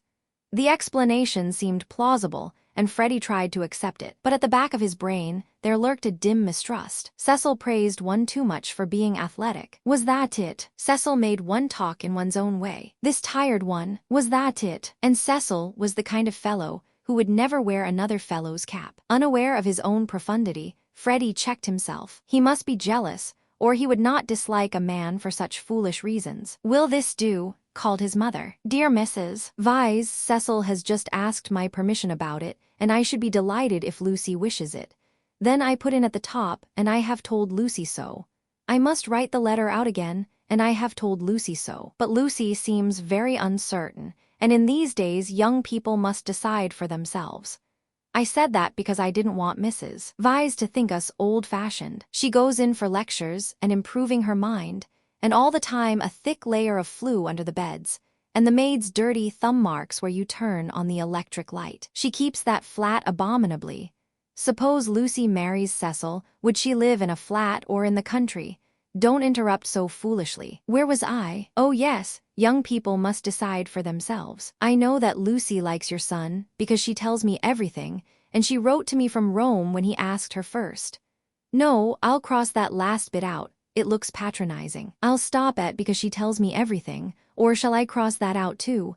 Cross it out too, said Freddie. Mrs. Honeychurch left it in. Then the whole thing runs, Dear Mrs. Vyse, Cecil has just asked my permission about it, and I should be delighted if Lucy wishes it, and I have told Lucy so. But Lucy seems very uncertain, and in these days young people must decide for themselves. I know that Lucy likes your son, because she tells me everything, but I do not know. Look out, cried Freddie. The curtains parted. Cecil's first movement was one of irritation. He couldn't bear the Honeychurch habit of sitting in the dark to save the furniture. Instinctively, he gave the curtains a twitch, and sent them swinging down their poles. Light entered. There was revealed a terrace, such as is owned by many villas with trees each side of it, and on it a little rustic seat and 2 flower beds. But it was transfigured by the view beyond, for Windy Corner was built on the range that overlooks the Sussex Weald. Lucy, who was in the little seat, seemed on the edge of a green magic carpet,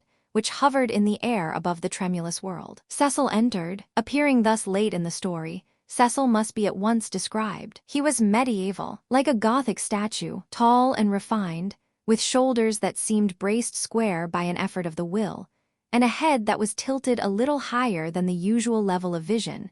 He resembled those fastidious saints who guard the portals of a French cathedral. Well educated, well endowed, and not deficient physically, he remained in the grip of a certain devil whom the modern world knows as self-consciousness, and whom the medieval, with dimmer vision, worshipped as asceticism. A Gothic statue implies celibacy, just as a Greek statue implies fruition, and perhaps this was what Mr. Beebe meant, and Freddie, who ignored history and art, perhaps meant the same when he failed to imagine Cecil wearing another fellow's cap. Mrs. Honeychurch left her letter on the writing table and moved towards her young acquaintance. "Oh, Cecil," she exclaimed, "oh, Cecil, do tell me." "I promessi sposi," said he. They stared at him anxiously. "She has accepted me," he said, and the sound of the thing in English made him flush and smile with pleasure and look more human. "I am so glad," said Mrs. Honeychurch, while Freddie proffered a hand that was yellow with chemicals. They wished that they also knew Italian, for our phrases of approval and of amazement are so connected with little occasions that we fear to use them on great ones. We are obliged to become vaguely poetic, or to take refuge in scriptural reminiscences. "Welcome as one of the family," said Mrs. Honeychurch, waving her hand at the furniture. "This is indeed a joyous day. I feel sure that you will make our dear Lucy happy." "I hope so," replied the young man, shifting his eyes to the ceiling. "We mothers," simpered Mrs. Honeychurch, and then realized that she was affected, sentimental, bombastic, all the things she hated most. Why could she not be Freddie, who stood stiff in the middle of the room, looking very cross and almost handsome? "I say, Lucy," called Cecil, for conversation seemed to flag. Lucy rose from the seat. She moved across the lawn and smiled in at them, just as if she was going to ask them to play tennis. Then she saw her brother's face. Her lips parted, and she took him in her arms. He said, "Steady on, not a kiss for me?" asked her mother. Lucy kissed her also. "Would you take them into the garden and tell Mrs. Honeychurch all about it?" Cecil suggested. "And I'd stop here and tell my mother." "We go with Lucy," said Freddie, as if taking orders. "Yes, you go with Lucy." They passed into the sunlight. Cecil watched them cross the terrace and descend out of sight by the steps. They would descend, he knew their ways, past the shrubbery and past the tennis lawn and the dahlia bed, until they reached the kitchen garden. And there, in the presence of the potatoes and the peas, the great event would be discussed. Smiling indulgently, he lit a cigarette and rehearsed the events that had led to such a happy conclusion. He had known Lucy for several years, but only as a commonplace girl who happened to be musical. He could still remember his depression that afternoon at Rome, when she and her terrible cousin fell on him out of the blue and demanded to be taken to St. Peter's. That day she had seemed a typical tourist, shrill, crude, and gaunt with travel. But Italy worked some marvel in her. It gave her light, and, which he held more precious, it gave her shadow. Soon he detected in her a wonderful reticence. She was like a woman of Leonardo da Vinci's, whom we love not so much for herself as for the things that she will not tell us. The things are assuredly not of this life. No woman of Leonardo's could have anything so vulgar as A's story. She did develop most wonderfully day by day. So it happened that from patronizing civility he had slowly passed, if not to passion, at least to a profound uneasiness. Already at Rome, he had hinted to her that they might be suitable for each other. It had touched him greatly that she had not broken away at the suggestion. Her refusal had been clear and gentle. After it, as the horrid phrase went, she had been exactly the same to him as before. 3 months later, on the margin of Italy, among the flower-clad Alps, he had asked her again in bald, traditional language. She reminded him of a Leonardo more than ever. Her sunburnt features were shadowed by fantastic rock.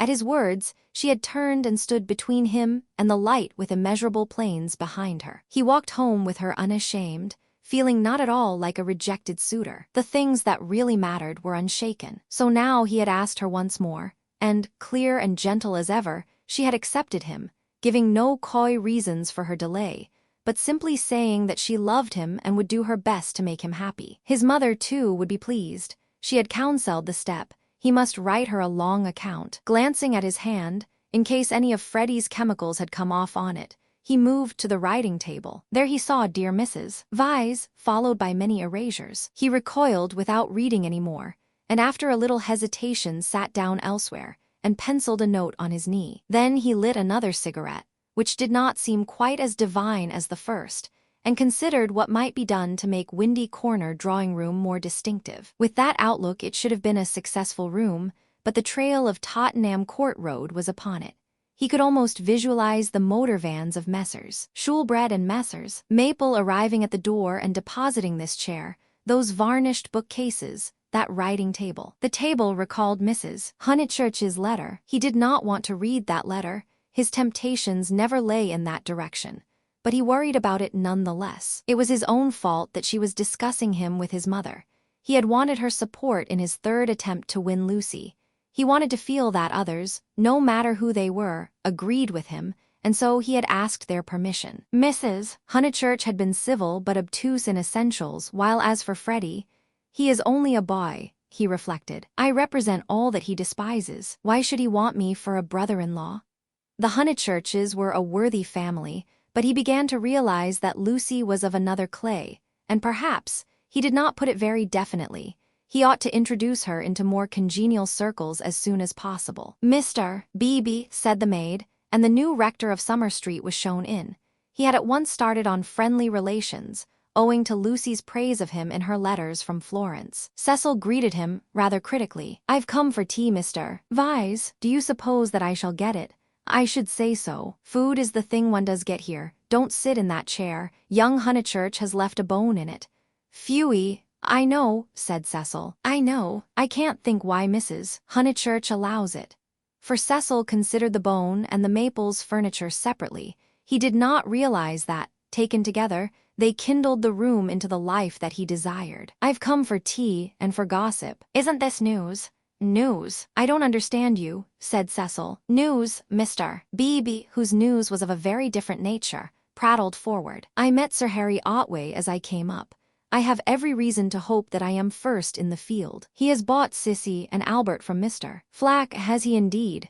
Said Cecil, trying to recover himself. Into what a grotesque mistake had he fallen? Was it likely that a clergyman and a gentleman would refer to his engagement in a manner so flippant? But his stiffness remained, and though he asked who Sissy and Albert might be, he still thought Mr. Beebe rather a bounder. Unpardonable question, to have stopped a week at Windy Corner, and not to have met Sissy and Albert, the semi-detached villas that have been run up opposite the church. I'll set Mrs. Honeychurch after you.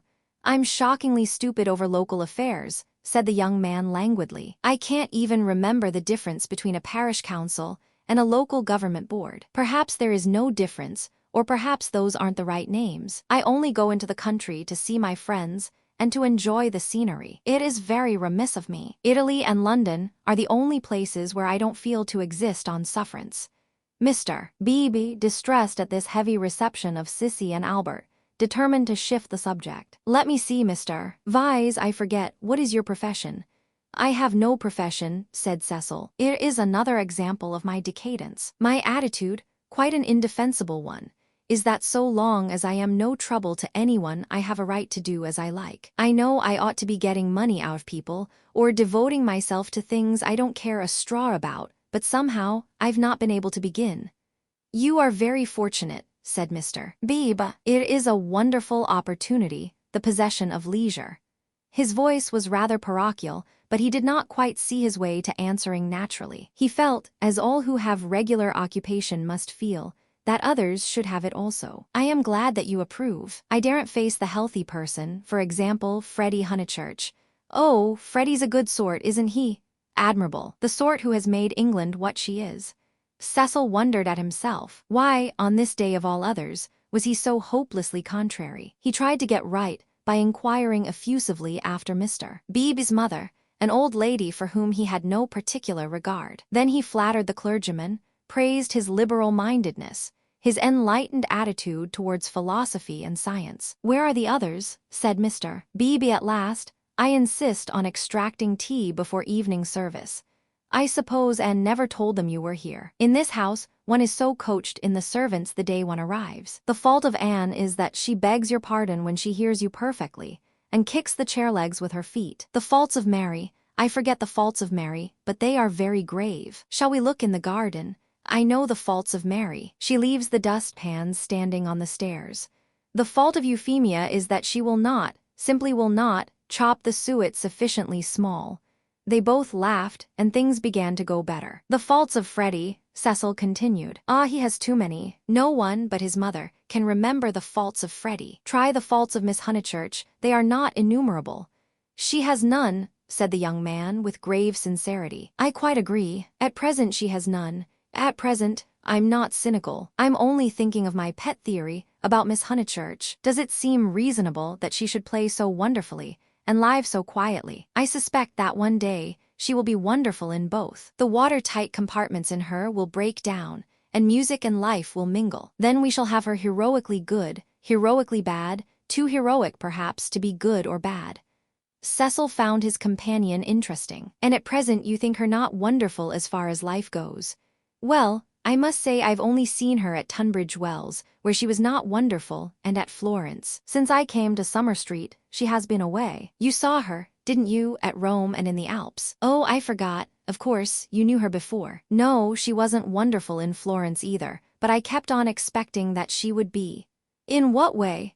Conversation had become agreeable to them, and they were pacing up and down the terrace. "I could as easily tell you what tune she'll play next. There was simply the sense that she had found wings, and meant to use them. I can show you a beautiful picture in my Italian diary. Miss Honeychurch as a kite, Miss Bartlett holding the string. Picture number 2, the string breaks. The sketch was in his diary, but it had been made afterwards when he viewed things artistically. At the time he had given surreptitious tugs to the string himself. But the string never broke. No, I mightn't have seen Miss Honeychurch rise, but I should certainly have heard Miss Bartlett fall. "It is broken now," said the young man in low, vibrating tones. Immediately he realized that of all the conceited, ludicrous, contemptible ways of announcing an engagement, this was the worst. He cursed his love of metaphor. Had he suggested that he was a star and that Lucy was soaring up to reach him? "Broken? What do you mean?" "I meant," said Cecil stiffly, "that she is going to marry me." The clergyman was conscious of some bitter disappointment which he could not keep out of his voice. "I am sorry. I must apologize. I had no idea you were intimate with her, or I should never have talked in this flippant, superficial way. Mr. Vyse, you ought to have stopped me." And down the garden he saw Lucy herself. Yes, he was disappointed. Cecil, who naturally preferred congratulations to apologies, drew down his mouth at the corners. Was this the reception his action would get from the world? Of course, he despised the world as a whole. Every thoughtful man should. It is almost a test of refinement. But he was sensitive to the successive particles of it which he encountered. Occasionally, he could be quite crude. "I am sorry I have given you a shock," he said dryly. "I fear that Lucy's choice does not meet with your approval." "Not that. But you ought to have stopped me. I know Miss Honeychurch only a little as time goes. Perhaps I oughtn't to have discussed her so freely with anyone, certainly not with you. You are conscious of having said something indiscreet." Mr. Beebe pulled himself together. Really, Mr. Vyse had the art of placing one in the most tiresome positions. He was driven to use the prerogatives of his profession. "No, I have said nothing indiscreet. I foresaw at Florence that her quiet, uneventful childhood must end, and it has ended. I realized dimly enough that she might take some momentous step. She has taken it. She has learnt, you will let me talk freely, as I have begun freely. She has learnt what it is to love. The greatest lesson, some people will tell you, that our earthly life provides." It was now time for him to wave his hat at the approaching trio. He did not omit to do so. "She has learnt through you," and if his voice was still clerical, it was now also sincere. "Let it be your care that her knowledge is profitable to her." "Grazy tant," said Cecil, who did not like parsons. "Have you heard?" shouted Mrs. Honeychurch as she toiled up the sloping garden. "Oh, Mr. Beebe, have you heard the news?" Freddie, now full of geniality, whistled the wedding march. Youth seldom criticizes the accomplished fact. Indeed I have, he cried. He looked at Lucy. In her presence he could not act the parson any longer. At all events not without apology. Mrs. Honeychurch, I'm going to do what I am always supposed to do, but generally I'm too shy. I want to invoke every kind of blessing on them, grave and gay, great and small. I want them all their lives to be supremely good and supremely happy as husband and wife, as father and mother. And now I want my tea.